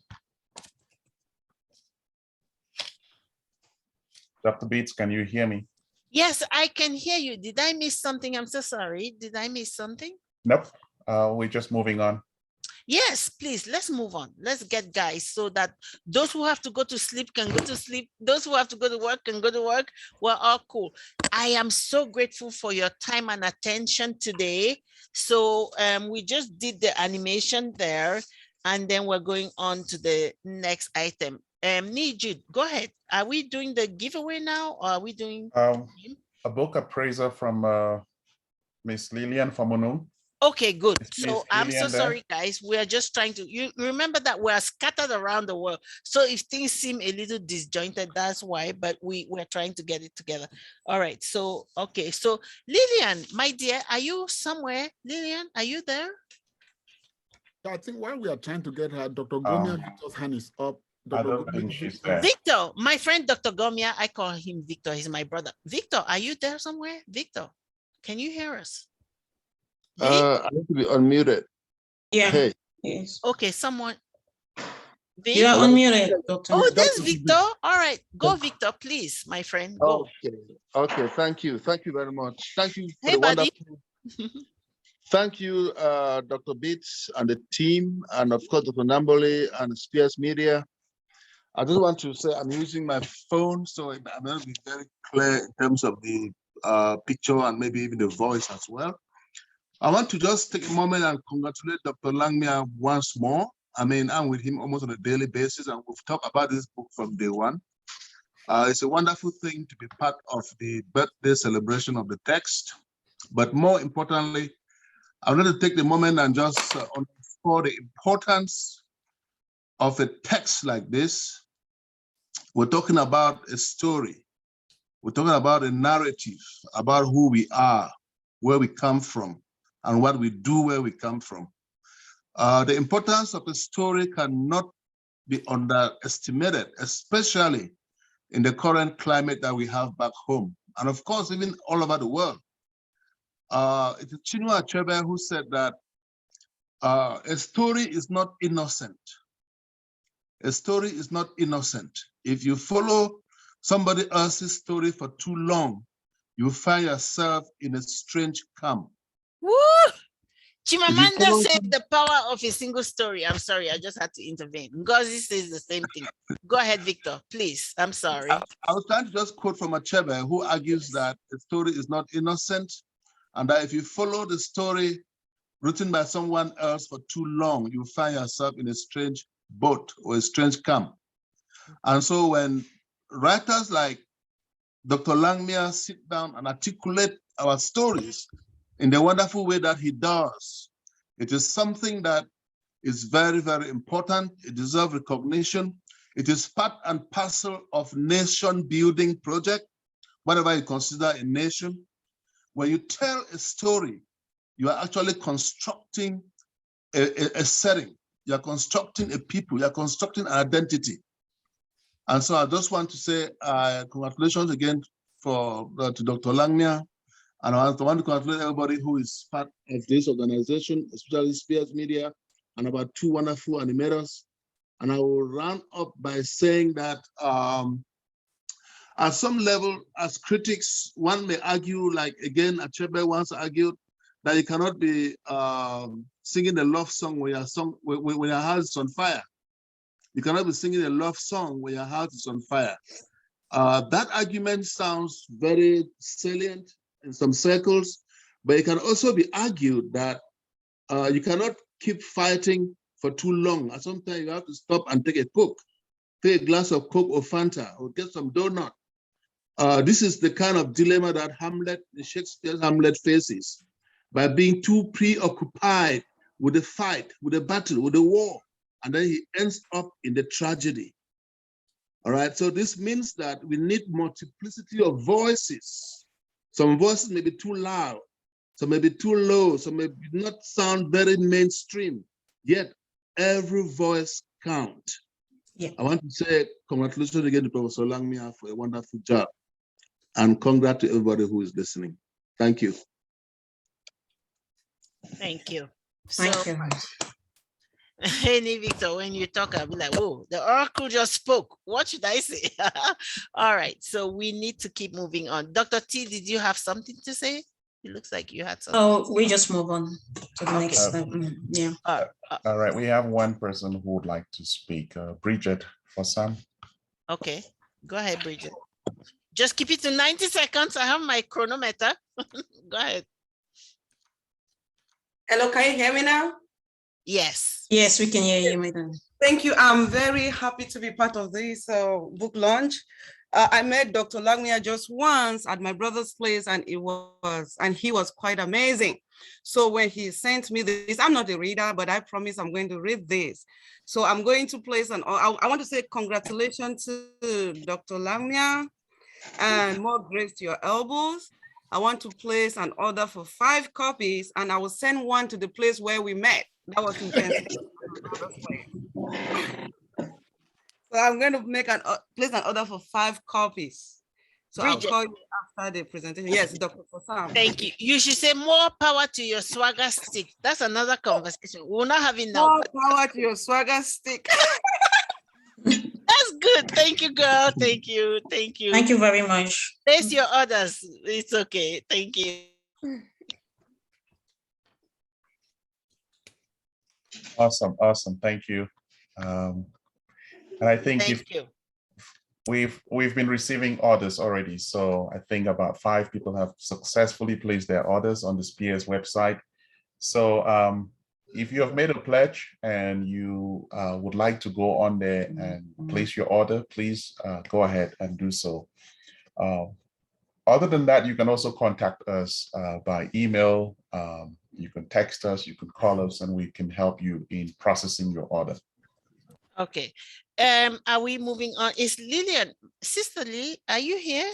No. She's having some bad connections, please. Oh, she is? Okay. So sorry. Lee, if you can hear us whenever you can jump on, just jump on, okay? So Nijut, I don't think she's online. Yeah, please, Dr. T, go. Yeah, Dr. Jude, can you please do a favor to like explain how to do the stars? Some people are really facing difficulties in doing that. For which one? Number 14? Is that what you're saying? No. The rating? Yes, doctor. Okay, so just hold on, let me 13. see. Okay. Jude, please explain to. All right, just hold on. I'm going to show you. Let me share my screen. Yes, please. Yeah, because many people are writing on that. Okay. Yes. So I'm sharing my screen right now. Can you all see my screen? Yes, a little bit. Can you expand that, zoom in or whatever so it's bigger? Some of us are getting old. No worries. Let me zoom in a little bit. Yeah, fine. Yeah, that's great. So if you click on that, and this is on the desktop, all you need to do is scroll down. You come down to where you have review. Okay. If you click on review there,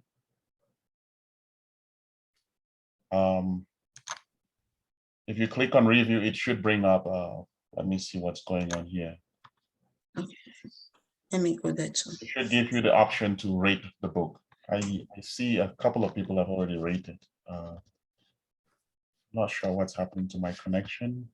Let me go there myself. But that's basically where you go. So just scroll down, come to review, and it should give you 5 stars. If you hit all those 5 stars and you submit, then it's rated. Okay. Awesome. Can we move on? Thank you.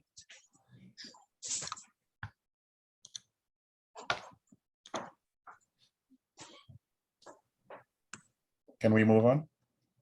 Yes, doctor. Right. So here is the fun moment. I'm going to explain how this works. But I think to explain it, I need to share my screen once again. So for those who have a second device, it may be ideal for you to pull out your second device. Alternatively, if you're joining from, say, your laptop, you may pick up your cell phone at this point and just type menti.com. That's all you need to type, menti.com. For those of you who are on a laptop, you may just want to open a browser and type menti.com. Once you do that, it gives you the option to enter a code. And you can see the code on my screen. That code is 26852455. No, nothing is wrong. I'm just saying that it's time for us to do it. So just enter that code, menti.com, and trying to make sure that I it depends on how many people. do exactly.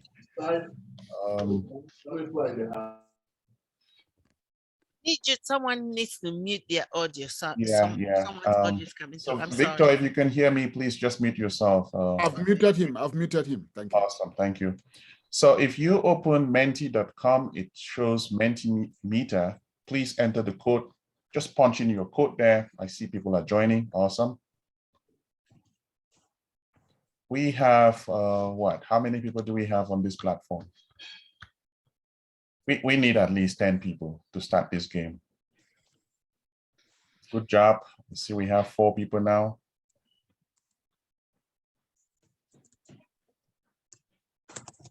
All right, and I'm going to unmute everyone as well so that I know Jack people then plenty for line.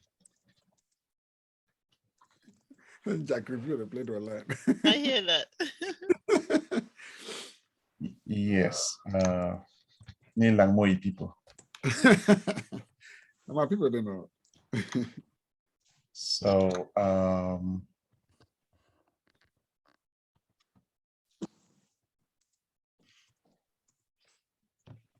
you have 5 people now. How many? You have 5?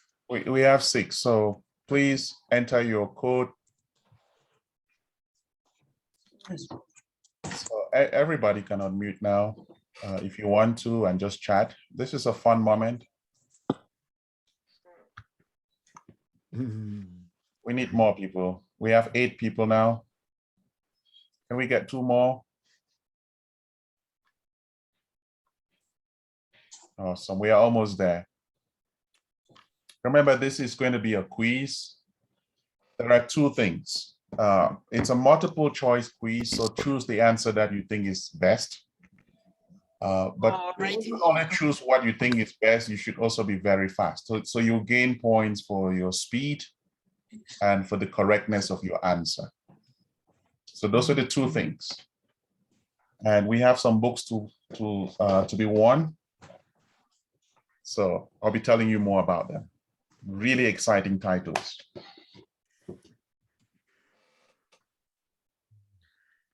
All right, we have 10 people. Anyone else?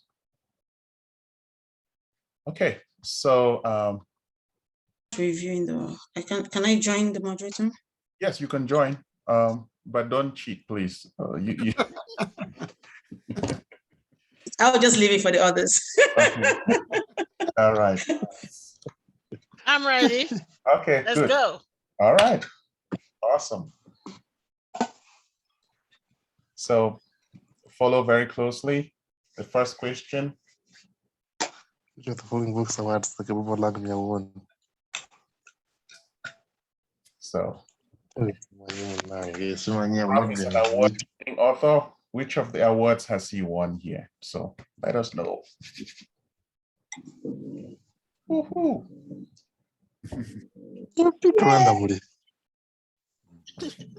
Awesome, awesome. All right. So how many people? How many people got it? Let's see. Anyone? Well, somebody got it. Woo! That's amazing. I didn't know that. Cool. I hope it's not one of the moderators. No. Okaiko, she's in Kenya. She's in Kenya. She writes. I did not know that. That's amazing. No, we are not doing anything though. Okay. We're just watching. Awesome, awesome. Okay, let's move on. Oh no. What's going on here? Now I'll mute people who are.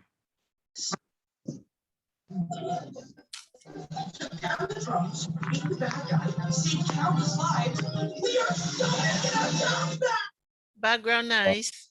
Thank you, guys. Oh, sorry about that. I think this is where we ought to start. So that was the last question. Sorry.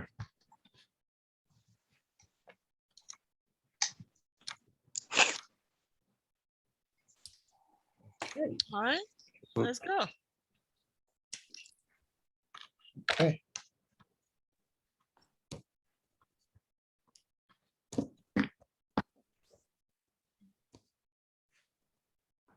Okay, cool. So speed, well, looks like we have just 6 players more left. What happened to the others?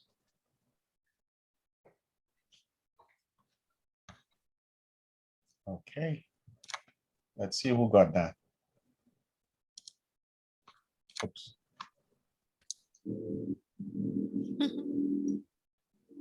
Oh my God, where am I? I thought I got this. Oh my God. Okay. So lots of people got it. You get extra point for being fast. So this is question 3. Oops. So get ready for question 3.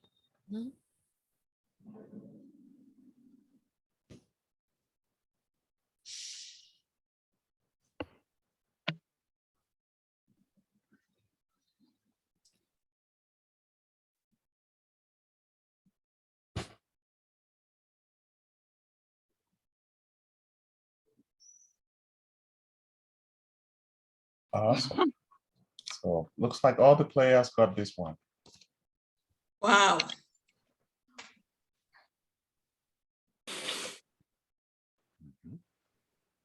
Awesome, awesome. My God.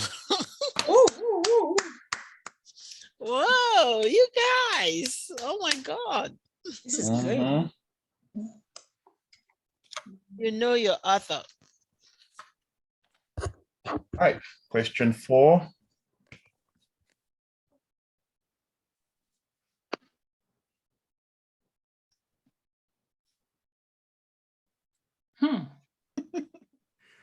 Interesting.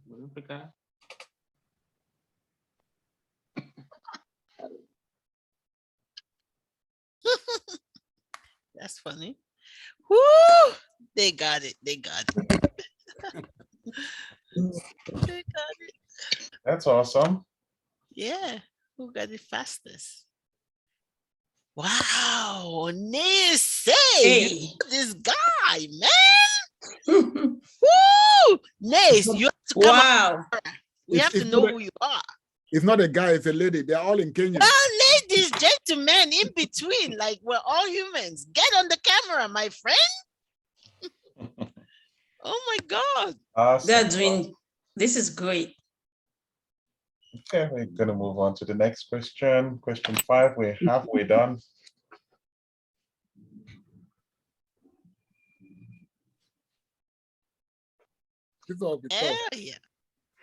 Yeah. Oh, what's the answer? What's the answer? I'm curious. What's the answer? Oh my God. Ooh, cool. All right. Awesome. Mangaka. Guys, you Wow. guys. Let's see who is Oh my leading. God. Okay. Yeah, man. That's cool. Oh wow. Competition is really heating up. It's heating up. It's, I mean, Valley Mine is trying to catch up. Are you serious? wow. Figures keeps changing. All right. Number 6.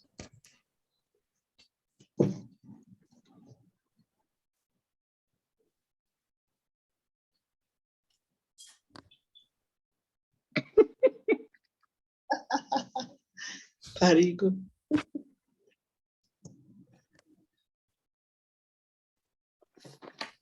Hey. Okay. Some people got it. So many. 8 people got it. Valley Mine has taken the lead. My. Valley Mine is Valley leading. Mine, you're so cool. It's crazy. You and Isaac, you guys are challenging Naysay. I'm sorry if I can't say your name, but you guys are insane. Godi Gwambe, cool. That's so cool. I'm Awesome, shouting. awesome. Okay. Isn't it Godi Gwabi? I mean, this is awesome. I mean, know, this is just crazy. awesome. Are you guys serious? This is not even possible. Be quiet, please. Be quiet. Okay, so you invite any of these. All right, let's. Oh no.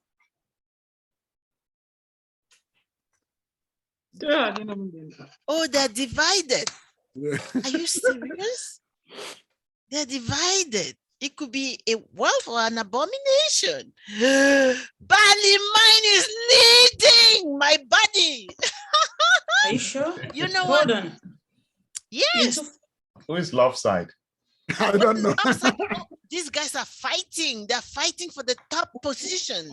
These guys are cool. Okay, the 8th is coming up. Okay, let's see. Tiebreaker. Let's see. Look at your phone. Okay. Wait, what? I don't even know. Wait, what? Let's see. Oh, they got that. Some people say Oracle. Nobody's going to an African. Okay, let's see. Oh, Bali Mindlace. Bali Mind knows his tradition. He knows what it is. You guys are so cool. You have to work with these guys. Irish Prince. Nicia has dropped. Are you nice? Where are you? What are you doing? Wake up. Wake up. This is the last question or the second to the last? Yeah. Oh, this is crazy. You have two more. Nice, so you can get out there. 9 of 10. So 2 9 to of 10. Okay, let's see. Remember, we already did the 10th question, right? Somebody must have read this book to get this one. Well, Yoda, what's that? What does that sound like to you? Yoda? Does it sound like Yaoundé? I don't know. Yoda. Let's see. Oh, they said that was a trick question. All right, that was a trick question. Whatever. My bad. Whatever. That's the examiner's question. Yeah, I know. That's not gonna show up next time, but whatever. Yoda is Yaoundé, guys. Are you serious? Downtown Yaoundé, there's Hilton. All right, sorry. You have to have read the book. Yeah, Love side. Love side is now leading. The last one. Oh my God. You guys are such fierce fighters. Mine and love side. You guys, Isaac. This guy. We already played the last one, remember? Oh. Yeah. One person got that. So technically it's done. Oh, you guys are Let's so see much who is fun. going to be the winner. You guys are so much fun. What? Are you serious? UK cool? Not that I don't want UK, but I thought it was, what is it, Nathan? Love side is the winner. Who is that? Who is Didn't love even side? say your name, love side. So we need to know Please, who your love name side come out is. from your love side. Love side. Love side, show us your face. We're just from having paradise of love and pain. We want now. We don't want love side any longer. Love side. I'm not gonna sleep tonight if I don't know who love side is. Anyway, cool. You guys have so indulged us. We fought over these questions, just so you know. We love each other, but we're like, no, they're not gonna want that. They are not gonna know this, whatever. But you guys have made our day so much fun. Thank you so much. All right. Best loser. We have 2 books. We'll make that announcement. Oh, after the you Q&A. guys, it's been so much. But Bali Mine is the second and Love Side is the Ali, first. please, can I just buy a book for Bali Mine? Put my name. I'll get Bali Mine his book. I loved him so much, or her. Okay, awesome. Yeah. We'll hold you to that, Dr. Beats. You have to buy a book for Bali hold me Mine. to that. I Bali know Mine. exactly who Bali Mine is. Because I was trying to like work for him and be like, well, he got it, but whatever. That's on me. That's on me. I cannot be a moderator and not bring my game, so I'm good. It's nice from Kenya. Yeah. Yes. Okay, I'll buy a copy for her too. Oh, is it? Yeah, because writers are about. The only problem she had was when they started talking a lot about Cameroon. About Cameroon, yes, you're right. So I'll buy a book for her. She's oh yeah, she said thank you. She has already texted. She said thank you. And I'm You're welcome, my dear. Yes. And I'm going to Kenya, so I'll take the copy from you. I'm going to Kenya. Dr. That's why I had to host with you. You are the girl who knows. I'm getting Bali Mine. You're getting, what is it? Nice and something. Yeah, she's not a Cameroonian. We she are only girls, face problems with those ones. Girls who lead. Girls who lead. But who is the leader now? Let's know the name of that love side. Who is that now? Love side. But maybe he doesn't want to be known. Who knows? Who No, knows? just put your name on the and how are they going to send the book? How are they going to send the book if they don't know the person? Need you. Love side, whatever. I don't know. I don't know how we're going to send it. Maybe he or she is forfeiting it. Okay, look at the text. Maybe he's trying to text it somewhere. He's saying something. Love something. You're on me. Don't worry. Girl, boy, man, woman is fine. Kid. Love side, can you unmute and maybe Love show side, your please face? talk to us. You were amazing. You lost. Just so you know, you're a loser. And I love losers. Just so you know, I celebrate losers because I've been one my whole life, but whatever. We end up winning, okay? So you're on mute. Yes, that's true, my darling. Yes. What's our nay sign? Don't worry. Maybe he doesn't want to come on camera. It's fine. Peter Tangier, do you want to say something? I see your hand. No, his hand has been up. He didn't put down his yes, hand. He's been up a long time. All right, we just need to lower his hand. Tita Tabi Mbianyo, I saw you. You came on camera. Do you want to speak? Tim Mbianyo, do you want to speak? I saw you on camera. Or was that a mistake? All right, I think we'll just move on to the Q&A. Good morning, good afternoon, good evening, everybody. Yeah. I just wanted to say that I'm very happy to be in this particular book launch. I have watched Dr. Kehbuma Langmia since when I was in secondary school. And just like I was telling Dr. Beats this morning, I remember one of his laconic sentences during the play, when they were acting the play by Olarutumi, where he said, "I am an educated man." The finesse with which he took to articulate on that sentence remains with me until today. I know. I know that Dr. Langmia, you don't know me. Yeah, it's okay. But I've been following your writings right from the days of Yaoundé University. Thank you, my brother. Wow. I do write Those are poetry. my You might have eggs. come across my work somewhere. Yeah. But yours really, I'm really admiring you. Thank you. I got the soft copy of your book just this morning. Oh, wow. But I will be placing orders for some few copies so that I can send them to my office, my law office, and to some friends and family.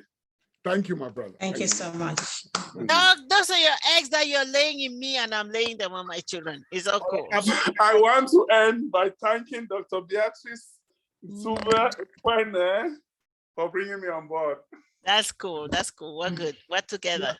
Abdul I hand is want also to up. thank Spears Media for being the midwife through which most Yes. of our writings Spear have Media. been delivered today. Yes. One of the Yes. reasons why I have not published any of my works is because of lack of publishers.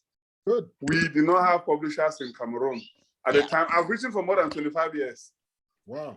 I've published only in That's journals. true. I've not published a single book anywhere. Because it has been difficult to access publishers, especially for people who grew up wondering when they will get the next meal like myself. And that's why we have to give it to Spears Media. You're doing something Really, you're doing a good job. Yes. Spears Media Go has brought to Spears. us what if we had this 30 years ago.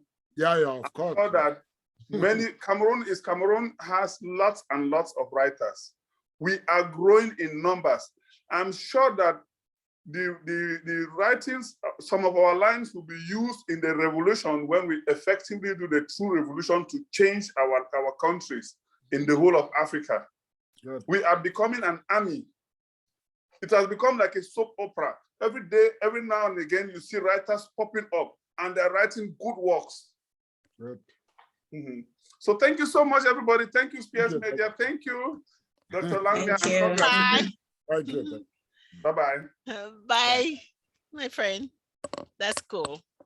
Now you have to see your fruit, okay? We could fight all day, but this is what we fight for. We fight for tomorrow. We're not fighting for now. We're not fighting for ourselves. So let's move on. What's next? Thank you. Q&A. All right, so this is where you get your chance to talk directly to the author. Take him to task. I will tell you, I'm moderator today or co-moderator with my friend and my sister, Dr. T. I fought with this author in the battle room that you will not know. Here is your moment. Talk to this author. Tell him what you like. Tell him what you're mad about. Tell him what you think he did amazing or didn't do.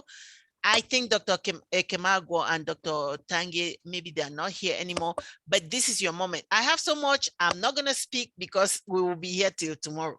So here's your moment. I have my clock, 90 seconds. Dr. K, are you ready? Yeah, I'm here, I'm waiting.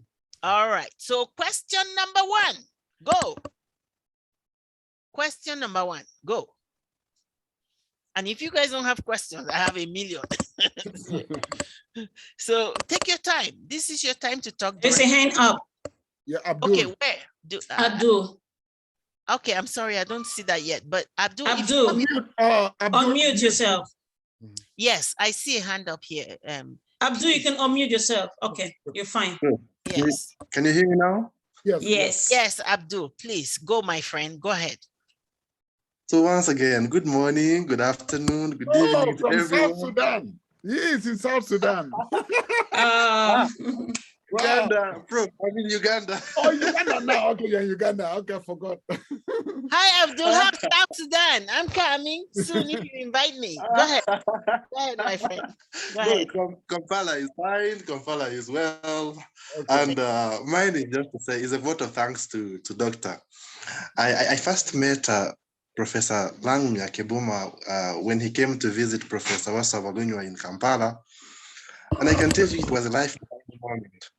And the truth of the matter is we learned so much from you. I personally enjoyed the moments we shared. And I can tell you this, I can't wait to see you again. And there is an English saying that says a promise is a debt. Yes. Doctor, you promised me a book. You promised me a book when you come to Kampala. And I'm bringing yeah, it. I'm waiting for it so badly.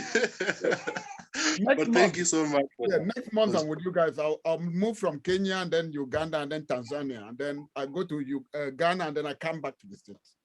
So I'll meet you in Kampala. When is that? When will that be? From next month. Next month I'll be in Kenya, and then June I should be with you guys briefly 2 weeks. So okay, can't wait. Yeah, find out from Professor Baluna. He knows my schedule. And lastly, I can say this. One day when you come, maybe you should think about inviting me to Cameroon. I'm falling in love with Cameroon.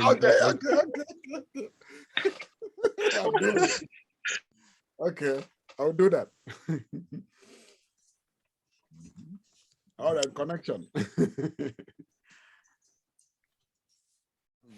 Moderators, you guys can take up. Okay. Thank you so much. Okay, yeah. You're welcome. Briefly. I'm just. Does he have a particular question? No, he doesn't. No, he just wanted to appreciate Doctor. Oh, that's good. I mean, everywhere he goes, the first time people see him, I just saw him. I mean, Doctor, I've not seen you for. It's not even been months, not up to a year that I met you.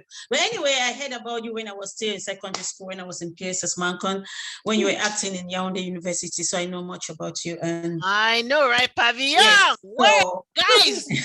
So when I heard about you and you were in CPC Bali, that all my brothers, yes, you're Boban, and my family, all the boys went to CPC Bali. So that's where, I mean, I just clicked. Not just that I clicked, it was your generosity, the way you spoke. I mean, just openly educating all of us.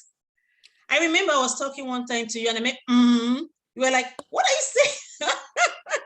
You shouldn't do that. I mean, just training us, and I look up to you so much and I appreciate everything.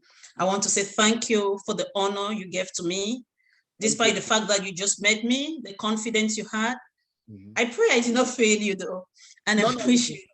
Yeah, but again, just to add, I met your daughter at a party and we sat on the table, and the first thing I always know is when you don't articulate the English language well, I have a problem with you.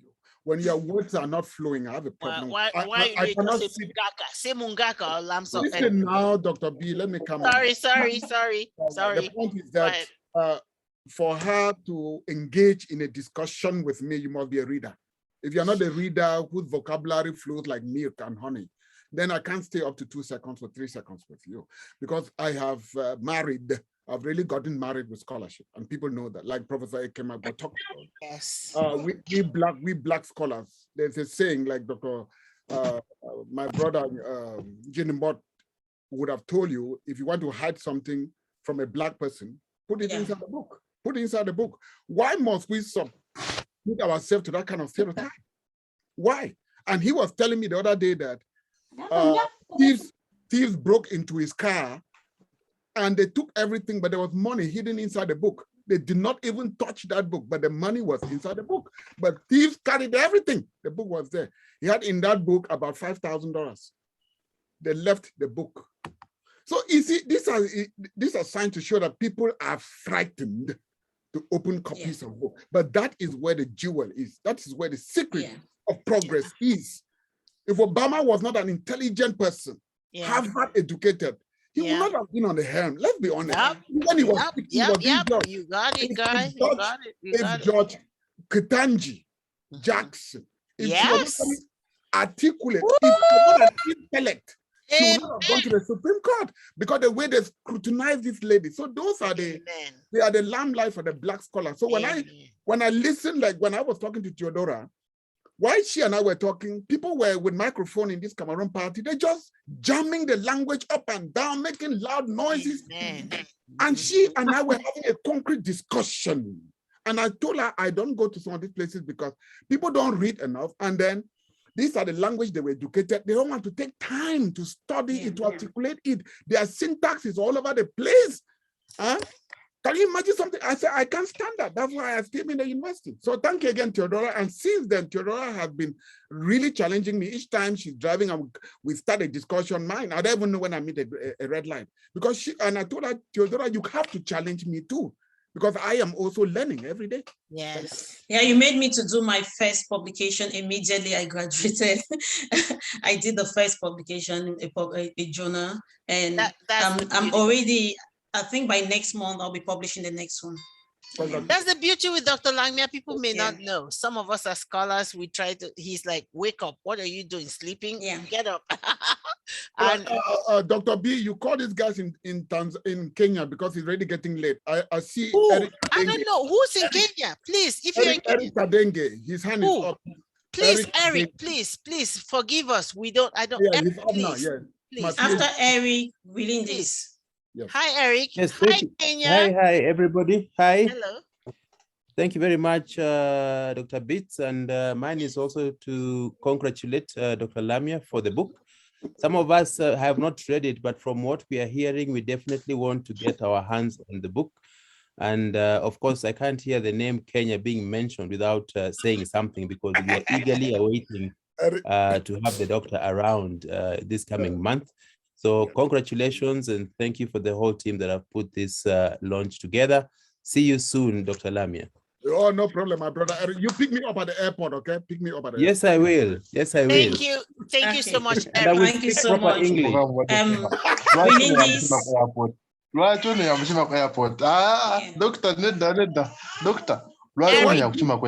Eric, Kenya is Yes, a yes. literary maker for some of us in African literature. Kenya is maker. So we come there, we think about Ngugi wa Thiong'o and the Matiri Wangachis and all that for us. So please keep that tradition going. We love you guys, okay? We are Thank you very much. one people. Thank you. Bye, Eric. Thank you. Bye. Who's Okay, next? bye. Reading this. Yes, hi everyone. I want to congratulate Dr. Langmia for this wonderful book he wrote. I read the book and it was very amazing. And the question I want to ask, I know I joined a little bit late. I don't know if he talked about it. I just want to ask what motivated him to write this novel.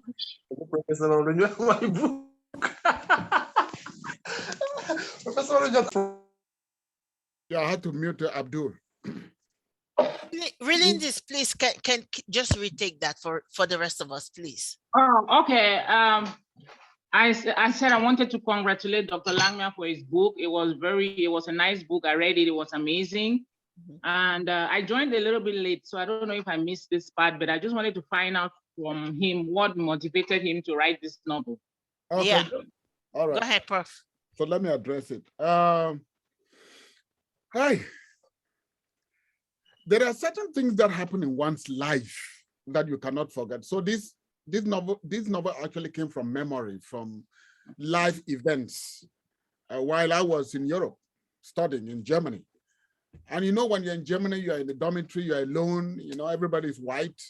So I had to now sit and write because that was the only way I had to make myself useful. So these stories, these things that I lived in Cameroon was really falling into me like rain, you know?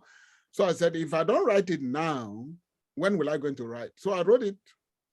When I flew to the United States, I don't even know where I kept it, as Dr. Hines was saying. One day I was just searching cabinet and I fell on it. And I said, look, this was a worthy story. This is something I lived. This is something I saw. So I started reading it. And as I was reading it, there were other events that had happened in between my journey in Cameroon, Germany, and the United States that I had to now weave it. And that's what formed some of the subplots, you know. And so that's what motivated me. And again, like the vice president of Howard University, Dr. Wuto said, I read mostly academic books. But I said, why will I not also write this novel that is part and parcel of me? I was an actor in Cameroon. So what is wrong in also writing a novel? I've never written a novel. By the way, my wife kept saying, oh, you tell stories a lot. You tell stories. Why don't you write a novel? So that was one other motivation to really complete this work. I completed this work under the tree in the park, 2020, when they said we should all lock down. That's when I started writing it. That's when I started reforming it. And then, of course, I contacted Jude. Oh, working with Jude is the most pleasurable thing, but you have to do the work. Went through it, send it back, went through it, send it back, send it back. It kept sending it back, man. No, Jude Publishing is the best, you know. We will send it to all. There were about 10, if not more, reviewers of that book. They looked at it, they said, no, we don't want any of this and so on. So, but again, I stuck to my guts to make sure that the story that I really wanted to write was there. And even though there were editors, but I kept saying, no, leave it there, leave it there. So that's what motivated me. Okay. Thank you, Renindis, for that question. And that's where my fight comes with this author, because I love him. He's a brother, he's a friend. But when we come to technique, I have issues, okay? Just so we know. I'm going to put that there today because this is the launch. Unmute, darling. Unmute. Oh, I'm so sorry. I'm saying to you, Renindis, thank you. Thank you for bringing this up, because that's where some of my fights come with this editor. He knows I love him to death. He's a brother, he's a friend. But I'm like, okay, when you were in Germany, that sounded one way. And when you go to Cameroon, I can see that. For those of you in literature, I'm looking at Tabin Bianyo, I'm looking at Victor Gomia and the rest of the, when it comes to technique, sometimes I have questions. He knows that we fought over this. Sometimes he will write these pieces and send them to me to review. And when it comes to techniques, that's the question. I think your question is going to relate this. And it's creativity. It's creativity. Yes. I want this author to come before us and defend what, Dr. Kehbuma, this book is so dark that I need to know what the underlying circumstances are to it. I'm just saying this is a general thing, and whoever wants to speak next, go ahead. But the author. All right, let me come in there. Please come in. Yeah, now we're going into academics, just so you guys know. Go ahead. Some people have not read the book, so be very, you have to be very careful when we say the book is dark.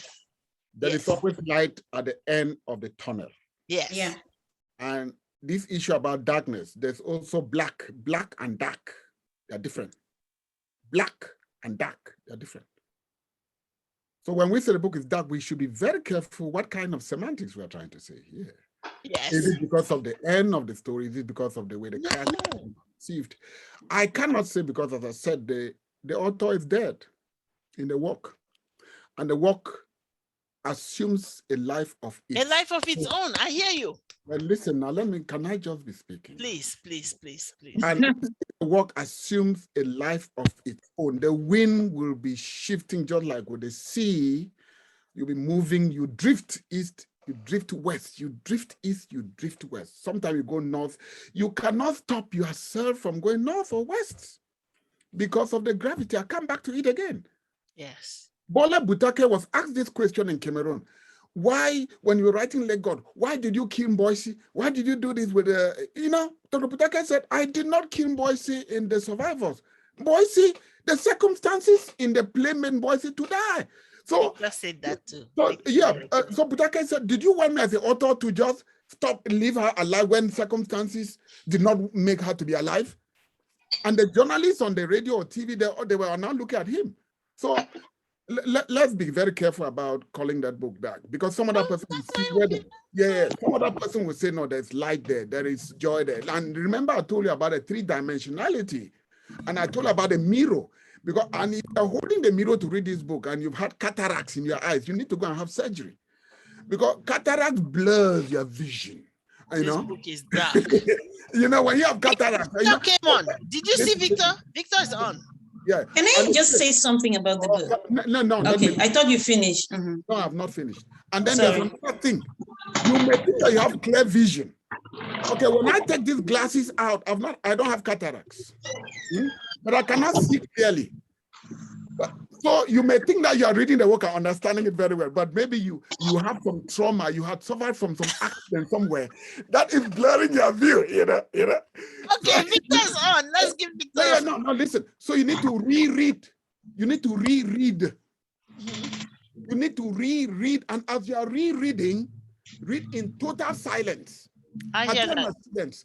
My students, I believe you guys of the generation Z1, Z2, X, whatever. They have the earphone, they think that they can study with music in their ears. I say no, because silence is also language. Yes, you're right. You're right, Prof. Silence Go ahead, my friend Prof. Go ahead, Prof. Victor, Thank what you. do you think? This book just drives me nuts in the middle of the night. I love my friend. I love my brother. I'm here moderating. But I hope that we're outside the official. Are we outside the official launch or no?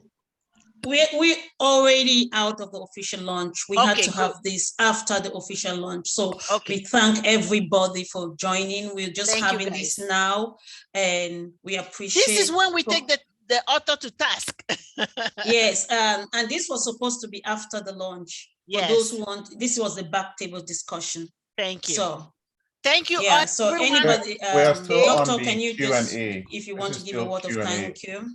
Yeah. Q&A. Yes, this is the Q&A. Thank you for everybody who stuck. We're already 3 hours. We were supposed to be 2, but thank you for staying. I see Victor. I see Ndamukong. I see Samuel. Everyone. So thank you. If you want to go ahead and have the rest of your day, or if it's nighttime in your world and you want to go to bed, it's fine. This is where the rubber meets the road. We're taking the author to task. He's there. He's lovely. He's answering our questions. Some of us have some issues with what we have when we read what we read, but it's cool. I was part of the writing process. I love this author. When he writes, he's like, can you read this? Can you see whatever? And then I was like, well, this is cool, but here's my issue with it. But he's such an open author. He lets you give your opinion, and then he goes with what he goes with. But as a human being living in the 22nd century and looking at the budding author, I have issues with technique and style and so on. That's because, okay, they put something on my head. They call it PhD. I don't know what that is, but whatever. They say permanent head damage. But I can engage this author right now, and we could go till tomorrow. So I'm going to leave it to you guys to argue. And I see Victor, my friend Victor, my brother. Go ahead. What do you think? This author sometimes I think has an issue with darkness. Let's go. Thank you very much for the animation. Yes, and the thank pointed questions. And I want to say, in the spirit of Socratic thinking, it's a very welcome thing to pose some questions to the writer, to some of the readers, and so on and so forth. But it's important in corroborating what the author just said a moment ago. One of the most famous literary theorists by name Roland Barthes argues very strongly that the writer has died. Long live the critic. What this means that when the writer publishes, his job is basically done. We can scrutinize the text, give our argument and counter argument. We are also doing our own job as critics. Yeah. So what I'm saying in effect is that Dr. Langmia, the author, can only answer questions that he prefers to. After all, we say that a writer does not write in a vacuum, but is influenced by his own socialization process as he grows up. In the same sense, a reader or the audience does not read in a vacuum. So the text we are talking about right now, if somebody from Baghdad read that text, he or she will have his or her own interpretation to the text. And it may resonate in many different ways in their own cultural context. Yeah. So my take in this is that the writer's job is done. Yeah. and we appreciate what he has done. Yeah, so it's our job as critics to engage. In fact, I was going to interject earlier when one of his colleagues pointed to the middle of the text, trying to say characters were going back and forth, and she was lost. Then she wanted to put the author on the spot. I wanted to interject, but it looks like there was some control, which is a good thing. So we move on smoothly and respect time. Yep. This work is a very, very self-transcending piece. Yeah. And as a matter of fact, I must add that we who are criticizing and scrutinizing the text today, we can hardly do justice to this text. Posterity has a better answer. I will add that most of the famous writers of English literary history of the Chaucerian years, they were not even known during their time. Chaucer was an unknown entity in the 15th century in England. Oh my God, He was unknown. So this text is self-transcending, and as a matter of fact, I always argue, like in previous other book launches, that of all what we have, all what we make, the beautiful cars, the beautiful houses, all those things are ephemeral. What will outlive us is the word. And there's no better way to preserve the word than to tell a story from our own background, from our own cultural background. Wonderful. So in that sense, this text is a monumental text. Oh my God. And I want to say congratulations again to Dr. Langmia. Oh my God, nobody could have said it better, Victor. Like, I wake up in the night, I was like, what did he do? Like, okay, I want to fight with you today, but he's fighting for generations to come. That's amazing. Thank you so much, Victor. Sami Mbianyotani, do you have anything? Or anybody else? Unmute, my brother. Unmute. Did I unmute? Okay, yes. Yes, of course, I have much to say. In line with what the last speaker just said, I wanted to say, but I like to say it in different words. Yes. Dr. Langmia said we should be careful about calling the text dark. Good. But I think that a piece of creative work is good, and the writer succeeds when it can be seen by the readers from many different perspectives. That's true. Correct. So I'll beg to differ with Dr. Langmia that you should leave the critic to criticize from their own perspective. No, it's true. That one, the person who said that it is dark saw it from a dark perspective. Me. The one who will see it as light will see it from a light perspective. It looks like a story of the blind man and the blind man and the elephant. And the elephant. Yes, anybody who touches it from a perspective will describe it as the way they have seen it. Because the truth is that the work is there. Somebody may be interested in the first line of the book. Somebody may be interested in the third line. So let people express themselves as they see it. And that only goes to give accolades to the writer. Because the writer has seen things from a bird's eye of view. Which the writer, those are the things that that surpass even the writer's person. Yes, it's true. Thank you so much, because I love my brother, Dr. Langmia. When I look at him, I was like, how could you write such a text that I have all kinds of issues with? But maybe that's me. Are you serious? When I look at the 13-year-old girl, how she confronts the pastor. Yes. The first thing I said is like, Nabat picking that. Nabat picking that. Now, how would the author, taking into consideration the author's background, how would the author conceive such an idea to give a 13-year-old child such energy to challenge a pastor? A pastor, most people who are religious think that a pastor is God. Yeah. Now, this little child who cannot even confront their own parents at home, pastor. So there you see. You know, Samuel, you know, before she confronted, you know, what they read is just part of it. The pastor had been sneaking and coming. The 13-year-old had seen the pastor in other circumstances like you and I, we don't know yet. So that's another thing. So it's not that 13 just walk up to the pastor and confronted him. No, there are a lot of things we do and we think children don't see. Thank you. No, but again, this child is a child from a different world, not from our world. Yeah, because yes, that's our what world, yes. in our world where we grew up, yes, it's true. Everything that our parents did, even Was if we right. knew that somebody Yes. has said it wrong, is correct. correct. Yes. Because when your father will be home and tell you that, go and say that I am not home. It's Yes. right. But no time we don't confront our parents on that. Never ever. Right. That's how we grew up knowing That is that true. we can tell those lies. Yes. We could not even have the effrontery to say no to your dad. But today, the children of today will do that. No, I love these interventions. This is why we created the after effect. That means after everyone else who wanted to. You guys are still here, so you want to hear more from the author. We want to hear your thoughts, most especially. Thank you, my friend Samuel Tabi Daniel. Amazing reaction from the author and everyone. And thank you, Victor, and thank you, Dr. T. Please take the moment. This is the time we want to engage. Let's love this book. Even if you don't have to have read the book, okay? We're talking about human things. A 13-year-old goes to a pastor and say, wait, you're having an affair with my mother, and the other There's man. a hand up. Exactly. So There's a hand up. put your emotion titles. There's a hand up.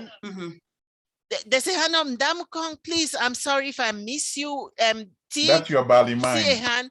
Please just go. Yes. That's the Bali mine, Dr. B. Yes, please, Mr. Ndamukong, please go. Or Ban Look at the Bali mine. We want to hear something. Please, Ndamukong, ba go. Ni go. Ni go. Ni, can you hear us? You need to. I think there's a technical problem. Yeah. Ba, you have a problem. Ba Ndamukong, you have a problem. Fix it and then come back. Maybe log out and log back in and then we'll go. Please, other people, we want to hear. The author is here. He wants to hear your questions. Some of us are here to provide counter views. Not that we disagree with him. We love him. I was almost every, I'm not taking credit. I didn't write it, but he would wake me up and like, Dr. B, you have to read this. Like, what? Leave me, I'm sleeping. But whatever. And I'll be like, okay, so this is your moment. Talk to the author, talk to us, talk to Spears Media, anything. Thank you, Spears Media, for providing us a platform. This is amazing. Isaac, Imaga this year. Imaga Langmia, hey girl. This is your moment. If you can hear us, Relindis, Emma, everybody, Mary, go, please. Yeah, hello. Hi, Hello. God. Hi, girl. This is Irma God, right? Yes. Hi, girl.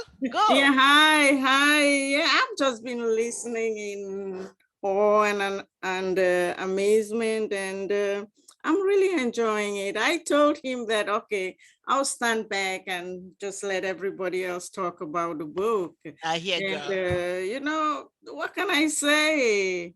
He started writing, like he said, he started this in Germany. Yes. When I met him in Germany, I saw the transcript and I read it and I was very fascinated by it. And I said, wow, you have to put this in writing full, you know, you have to put it in writing. But then he was so busy with his studies. So when we came over here, he packed his things. Fortunately, unlike other things that he left, he came with the transcript. So one day I was going through his study and I saw that transcript. I said, you have been publishing all professional work related articles, peer-reviewed journals. You have 12, 13, 15.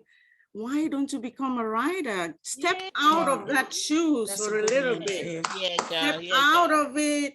Come into the writing. Well, my dad was a writer. He wrote Taboo Love and the Taboo Promise, which we published with iUniverse. And I myself have published a poetry collection, which we launched in Cameroon in 2011. Yeah. So I said, okay, you have not really published a novel. You got to write a novel. What tomorrow? Can people just picture Kehbuma Langmia, Dr. Kehbuma Langmia, just as someone who wrote and published in peer-reviewed journals and all of that? That's too academic. Step out of the and, you know, bring your eyes and your focus into writing novels. Yeah. And I told him, you can do it, because when I was in Cameroon still, he wrote me this fascinating poem about me and how he loved me. And I was just blown away. So I said, you can write, you can write. So he said, oh, yeah, okay, Nambu. He calls me Nambu. Okay, Nambu. Okay, there you go. So during the pandemic, he seized that moment, that opportunity to go to the park. He goes to the park every day. As soon as he has the least moment, he puts on his joggers, everything, takes his books, goes to the park, and then he comes back in the night or later in the evening. I say, okay, you're lucky you have me. You can go to the park and come back anytime you. She is my top critic. You guys don't know. Oh, that's amazing. See, even though I'm talking about this idea of writing, she reads a piece of work that I've written and said, no, it's grammatically wrong. Exactly. And then you know the way they say it. She says with all kinds of anger and frustration. How dare you? How dare you do write such dark books? I hear you go. Yes. So that's how he came about writing the book. That's how he came about it. So he finished this during the pandemic. Yes, Spears Media sent it back to him several times. And he, oh wow. Yes. He edited several times. And so I'm still reading it. I've not finished, but I'm more than halfway done with the book because I'm also just as it should be, girl. Yes, you I'm have also done what you have to do. Thank you. Right. But I'm very impressed that he actually went ahead and published the book. Yeah. And I look forward to him publishing more books, not just academic. Yeah. Yes, he needs to publish more because he has the capacity and the intellectual capacity to be a publisher. So he can do more. He still has another manuscript. It's in a book, but I can't find the book. That one is hilarious. He needs to look for that book. That one, it's from CPC Bali. That he wrote. We support both of you in this. Wow. Congratulations. Congratulations. He's making Dr. Lamia, you had a good eye. Yay! All right. Thank you, Dr. Girl. Thank you all. I really enjoyed it. Dr. Gomi, I see you. Nice to meet you, my darling sister. Just like she's speaking, we met in the classroom. We started debating, like Dr. Bratel was saying, we are friends. That's the way I get my friends. We have to debate. She was in the classroom. I know, you're a scholar. Like, nobody can get in your brain. Who's next? Any other questions? Can I please go ahead? Yes, go ahead. When Dr. Beatrice was speaking, she talked about Spears Media. I just wanted to come back and talk a little bit about what Spears Media is doing. And in the late 1990s, Rodcott Gobeta wrote a book which he titled The Past Tense of Shit. Yes. That book, they announced the launching, it was making news, it was making waves, and then the hall had been rented, people were about to come. During the 3 p.m. news, George Array Mortarita, in his editorial, said something about the book, which sent shockwaves in Boya. Yes. Immediately, the government banned the book.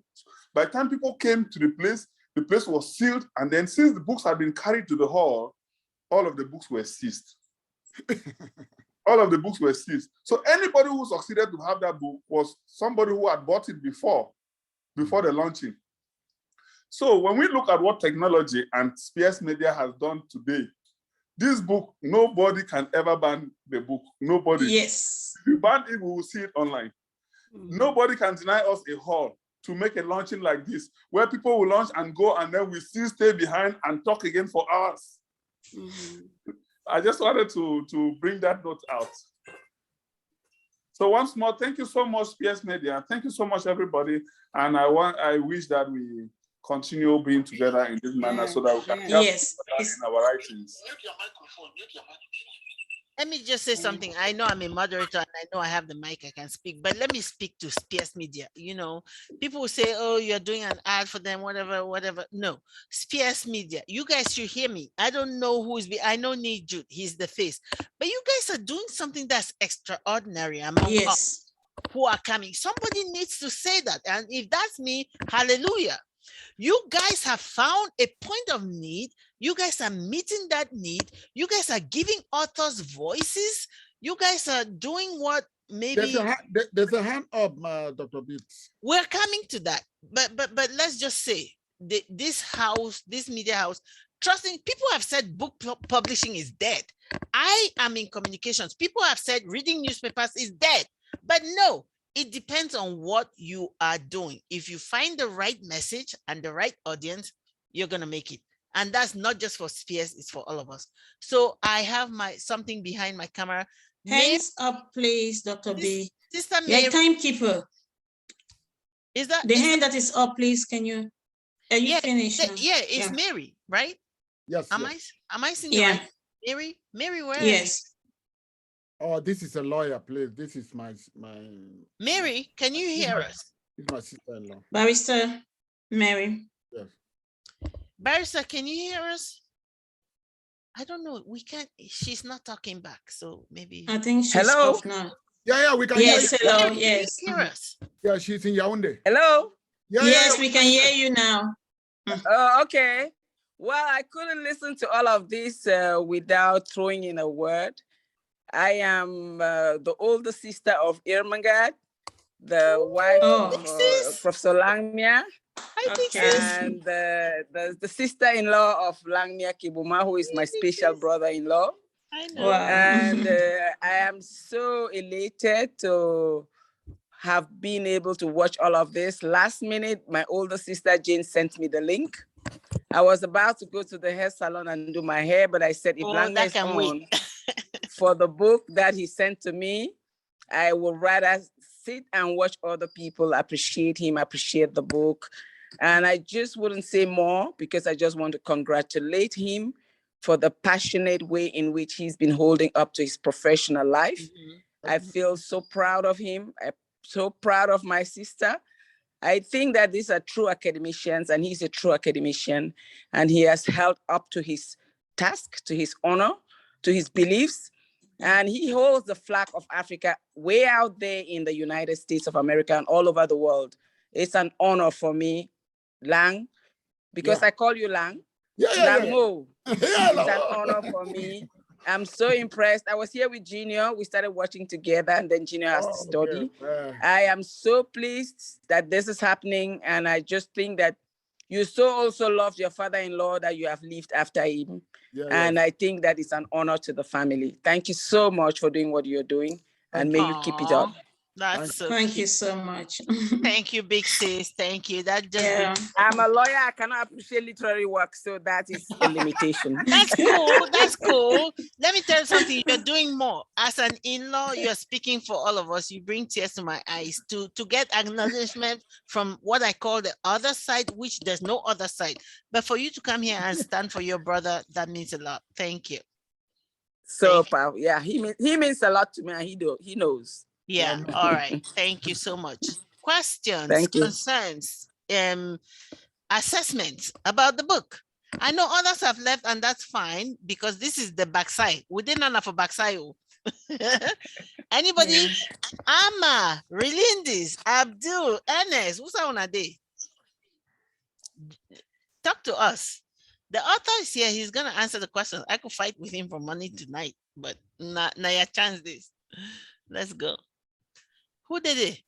Gabby spoke earlier, and Relindi spoke. When a question, they don't be answered. And Ernest, you don't talk. Dr. Ernest. Doc, who say you there? Who said Doc there? Abdul, you don't talk. And Nancy, I think I'm buying your book. Make sure I pay for that book, okay? Just so you make sure. Nancy, now you be win a Menti game. Okay, I think Dr. Lemon said you remind me so that when you're going, so that I give you the money, the book. Yeah, because she's in Kenya. Dr. T, I don't know what you talk, but we want to thank everybody who stayed on. We want to thank, we're just hanging out now with the author and with ourselves. They say we are here because we want to hang out. So that's it. Yeah. Any man we want to talk, may talk now. Amma, you don't talk. No. This is the Amma you are calling is in Ghana. They don't hear this your pidgin, no. He just told you. Yes, they do. They do. I thought no, some of them don't really get it. A lot of them don't get it. There are most of them that get it are those who've traveled though. Yeah, ma talk Queenie language no. Ama, you can you hear me, Ama?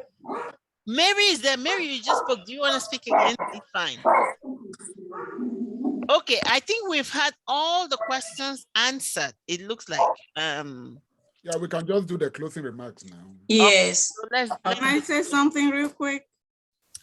Mary, please. Yes. Sister-in-law, you can talk anytime you want. Go ahead. Yeah. You can talk anytime. Go ahead, sister-in-law. This is the wife who wants to speak. Oh, wait, wife? Mary? Oh, no. I thought Irmanga wanted to speak. Are you referring to me? Now who did Can talk? you hear me? May Madam talk first. May Madam talk. Yes. You talk, and Dr. Lamia, there is a question in the chat. Can you please look at it to answer it, please? Yeah, well, the question, given the author's interest in Afrocentric, Okay. Did he not use African names for his character? Or no, use African names for the characters now. Anunjam. I don't think so. Doc, I could fight with you. Lydia is not African. Tom is not African. George is not Let African. me come now. Let me come. I think that's what the questioner is getting. But I'm coming now. All right, go ahead. All right. Yes. Where are you coming from? I'm just trying to say, yes, he's thanking me. Somebody's thanking me because they know like Tom is not. Okay, go ahead, Prof. Okay, can you give the author please, voice? Please, I beg you, please. Go ahead, please. In the book, you have Pa Nunjam, you have Nang Kontan, and Malilian, as you're calling her, you know that the Nang Kontan is actually Bali name. At the same time, you also have the English name. You have Tom, you have Lydia, because we have Africans who have names like Victor. We have Africans who have names like Emmanuel. And this is a holistic work of art. There are Africans who are moving about. Look at Beatrice. Beatrice is an Afrocentric author. She writes about Afrocentric, but she still carries the name Beatrice. I'm the only one. Who carries Lamia? Name Kehbuma Langmia. Look at me, Jude for Kwan. Jude writes about Bali, but she keeps the name Jude. So since we are all the how do I call it? We are two in one. Let me put it that way. We are binary creatures. We have decided to carry the colonial baptism by maintaining the names and also speaking this language. A question, this language. If Chinua Achebe transliterated in Things Fall Apart, he could not do it back, but he still wrote it in English. So I could not have just written all the characters in Balinyonga. Then I could have written the novel in Balinyonga. I should have written the novel. Author.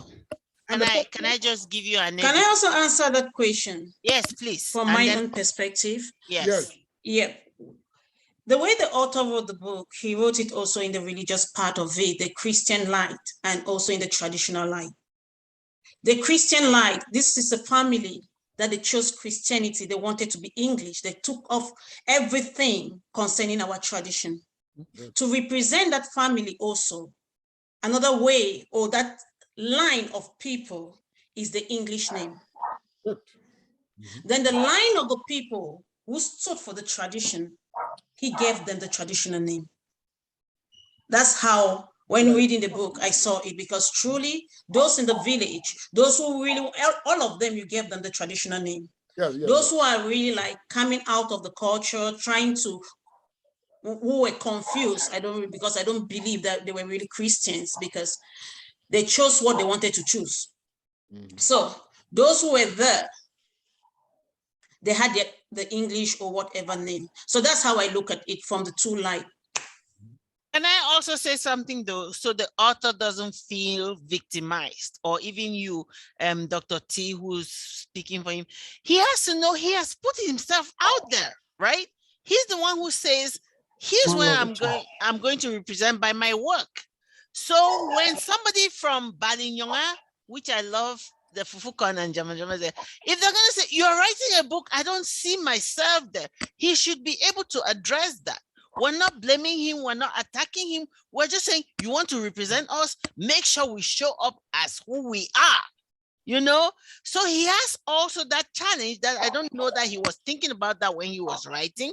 He's fine. He's straddling two worlds. He's straddling modernity and Christianity.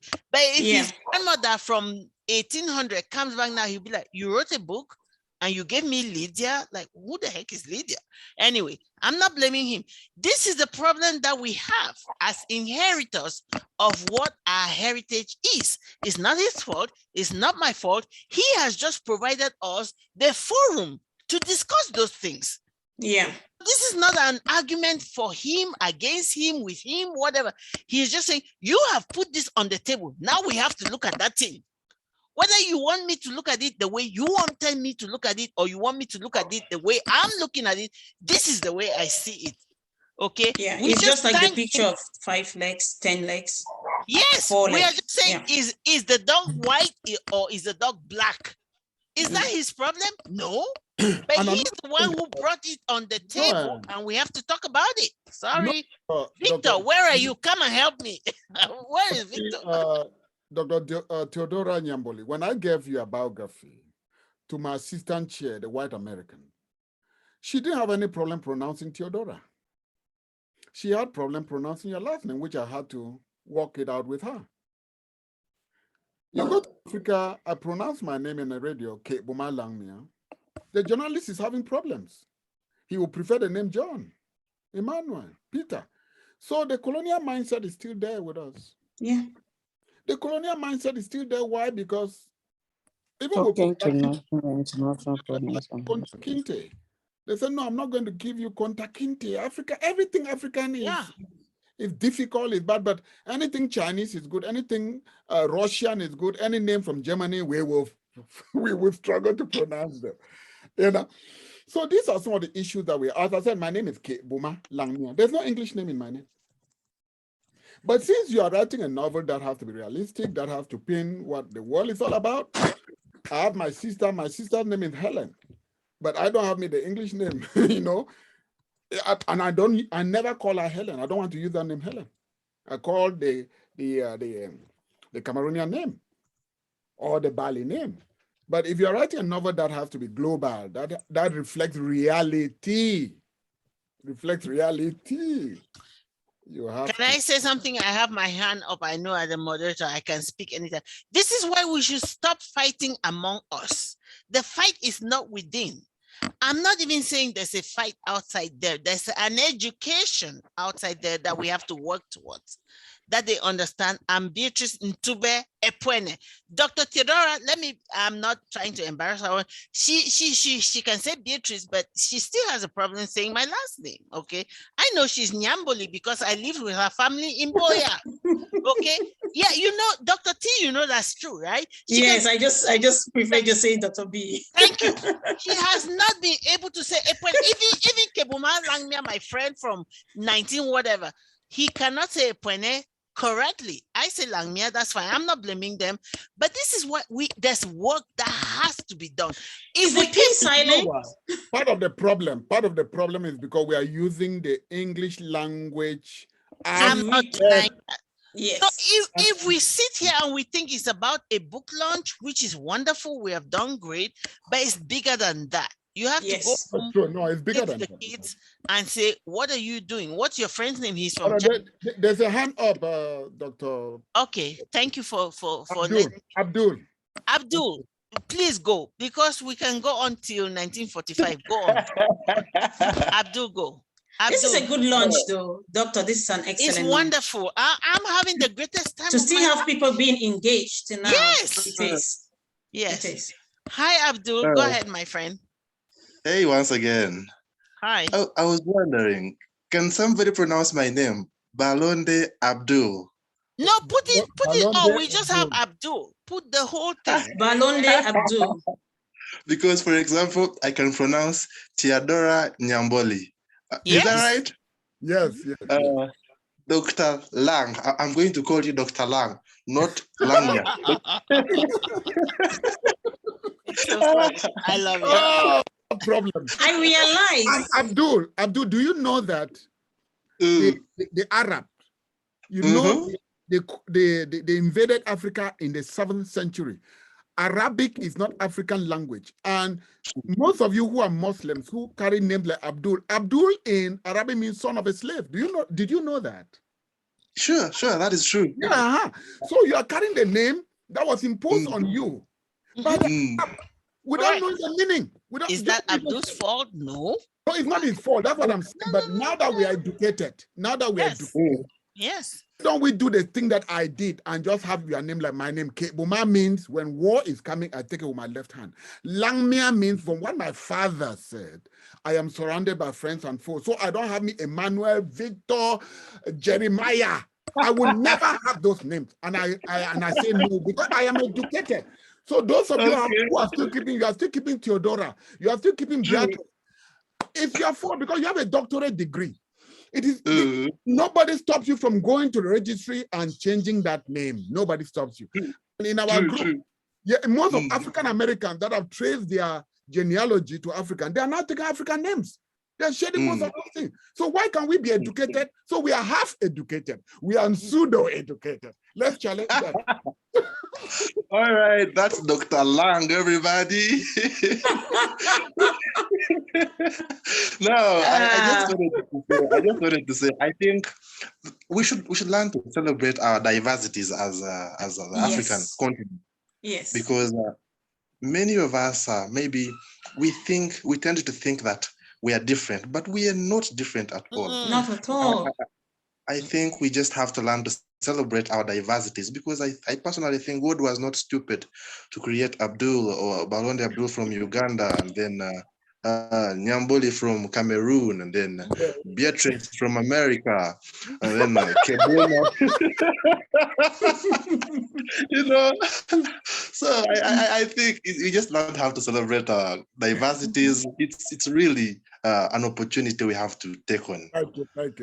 Yeah, Amma has a hand up. Amma from Ghana. Yeah. So is there another hand up? Did I miss it? Yes, Amma from Ghana. Yes. Oh my God, Amma from Ghana. Amma, what's you do? Amma. So just wanted to share something about this whole name thing because I have like all my names are like local names, Ghanaian names. I don't have any English name. But it wasn't like that. It wasn't like that growing up. So like I'm a Catholic and automatically when you are baptized within the Catholic Church, they give you a Christian name.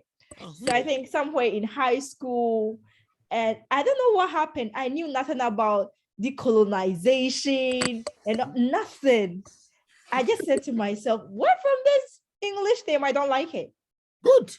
Yes. And people used to call me like it was Augustina. People used to call me. They were like, that is not the name my father gave me. I was named after my grandmother. He says I am Ama Boatima Apia Kubi. That is my name. And that's what I'm going to stick to. Thank you. So in secondary school, when I was registering my name and everything, they were like, oh, okay, so what's your name? And I'm like, I'm Ama Boatima Apia Kubi. Are you sure? And I'm like, this is my name. You can't change it.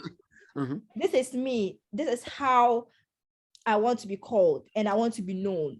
And my father was so amazing that if you ask him what my name is, he also erases my English name. Good. And yeah, so since then we had to change my birth certificate and everything. Since then it's been Ama Boatima Apia Kubi. And it got to a point in time that I was like, you know what, we're from this permed hair and all this, and I cut my hair and I started wearing solely African prints. I started wearing anklets to depict my culture. It was a whole turning moment for me, and the freedom that it came with, it was so amazing.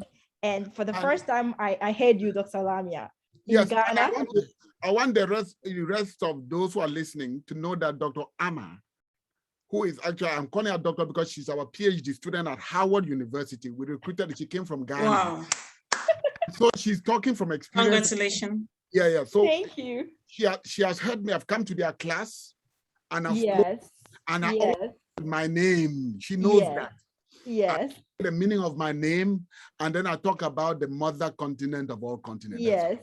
So it is a sensitization. Yeah. Yes. Of philosophy, meaning we philosophize. We cannot be having thought of philosophy and still keeping our English names. Yes. I refuse. Yes. Thank you, my dear Amma. That's why you know. That's why you work with me, Amma. That's why you're my graduate student and you work with me. Yes, thank you. Thank you, Dr. K.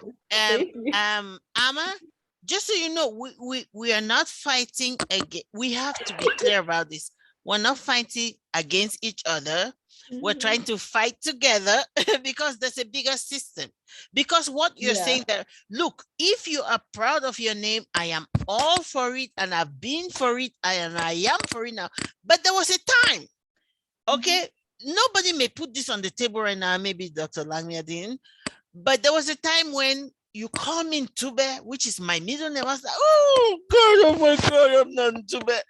And I tried to impose that on my little sister when I got conscientized, which is a term that you may not even find in the English Western Dictionary or whatever, but that's their dictionary. That's not our.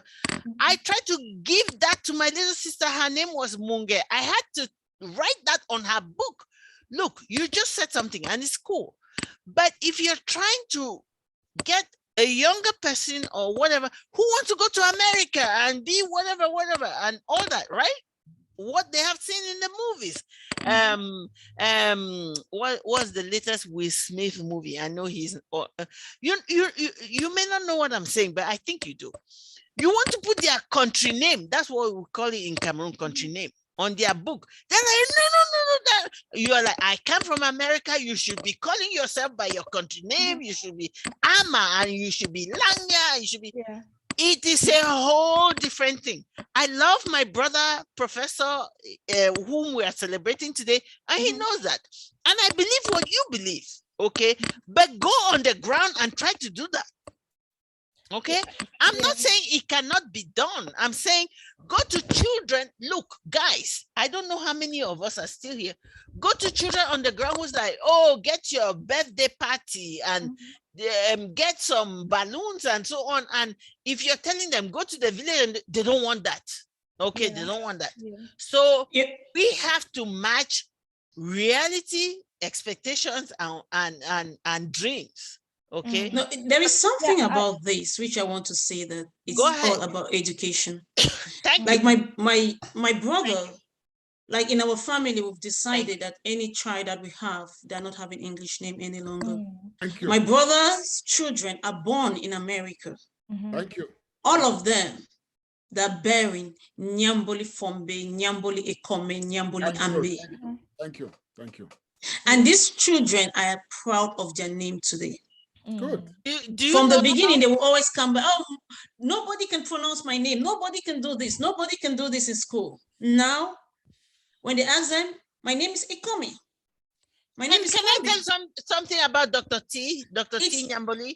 When Dr. Langmia brought us together, I was like, oh, Nyamboli. I was like, oh, I know that they were our neighbors in Boya, right, Dr. T? Did I say that or not? Yes. Did I know you in particular? No. No. But I said, wait, the neighbors down the street, like we played with a Nyamboli kid, like these are my family. And she said to me, she's sitting here, if I'm lying, tell them. She said to me, oh, those are my cousins. I was like, oh, really? Like, I felt like I have already met her. I knew her. And she's like, those are my father's big brother's children. That's what you said, right? The direct elder brother of my father. Thank you. Was her name strange to me? No. Did I know her? I've never met her in person, even now. Yes. But I was like, oh, I know them. We used to go down, whatever. So at the end of the day, we have to be who we are, be grounded in who we, even if I've never met you, even if you're African American, you were born here, you took a name from the African continent, I know what you're connecting to. I want to be there. I want to feel that sentiment with you. So at the end of the day, I'm not going to be Washington. Like, who the heck was Washington in my family? Nobody. Nobody. So anyway, we are trying. It's a slow, painful. Look, when I was in secondary school, if you call me by my middle name, I'll cry from morning to night. It's brain drain. I don't blame you. It's brain drain. Yes. Now I have that name blazoned everywhere. I'm Tube. That's my middle name. Tube. Call me that any day. Don't call me doctor, whatever. I don't give a So, Dora, did you mean brainwashed or brain drain? I mean, who knows? It It's both. That's another fight. That's another fight. But until we start telling our children that they Thank are you, doctor. It's okay. It's brainwashed, my dear. I don't even know what's going on. No, they have but- done everything to us. No, it's true. We are They have tired. drained us, they have we are washed so us, drained. they have whitewashed, they have done everything to us. No, Theodora, as I was telling maybe Nicey the even other red. day, Who knows? it's not only brainwash, it's brainwash and brain dry clean. Yes, they have dry cleaned us, they have done everything. No, I thank all of you for being here. Officially, I think the lunch has been over a while. An hour ago, you guys know that. No, let me go and have some supper. Let me eat something too now, Martha. Yes, and go and say thank you to your wife again. I just love to hear a wife that is standing by the husband. Thank you. Thank you all. Thank you. This has been wonderful. Thank you so much, everyone. Yes. Dr. B, we keep in touch. I cannot let you go.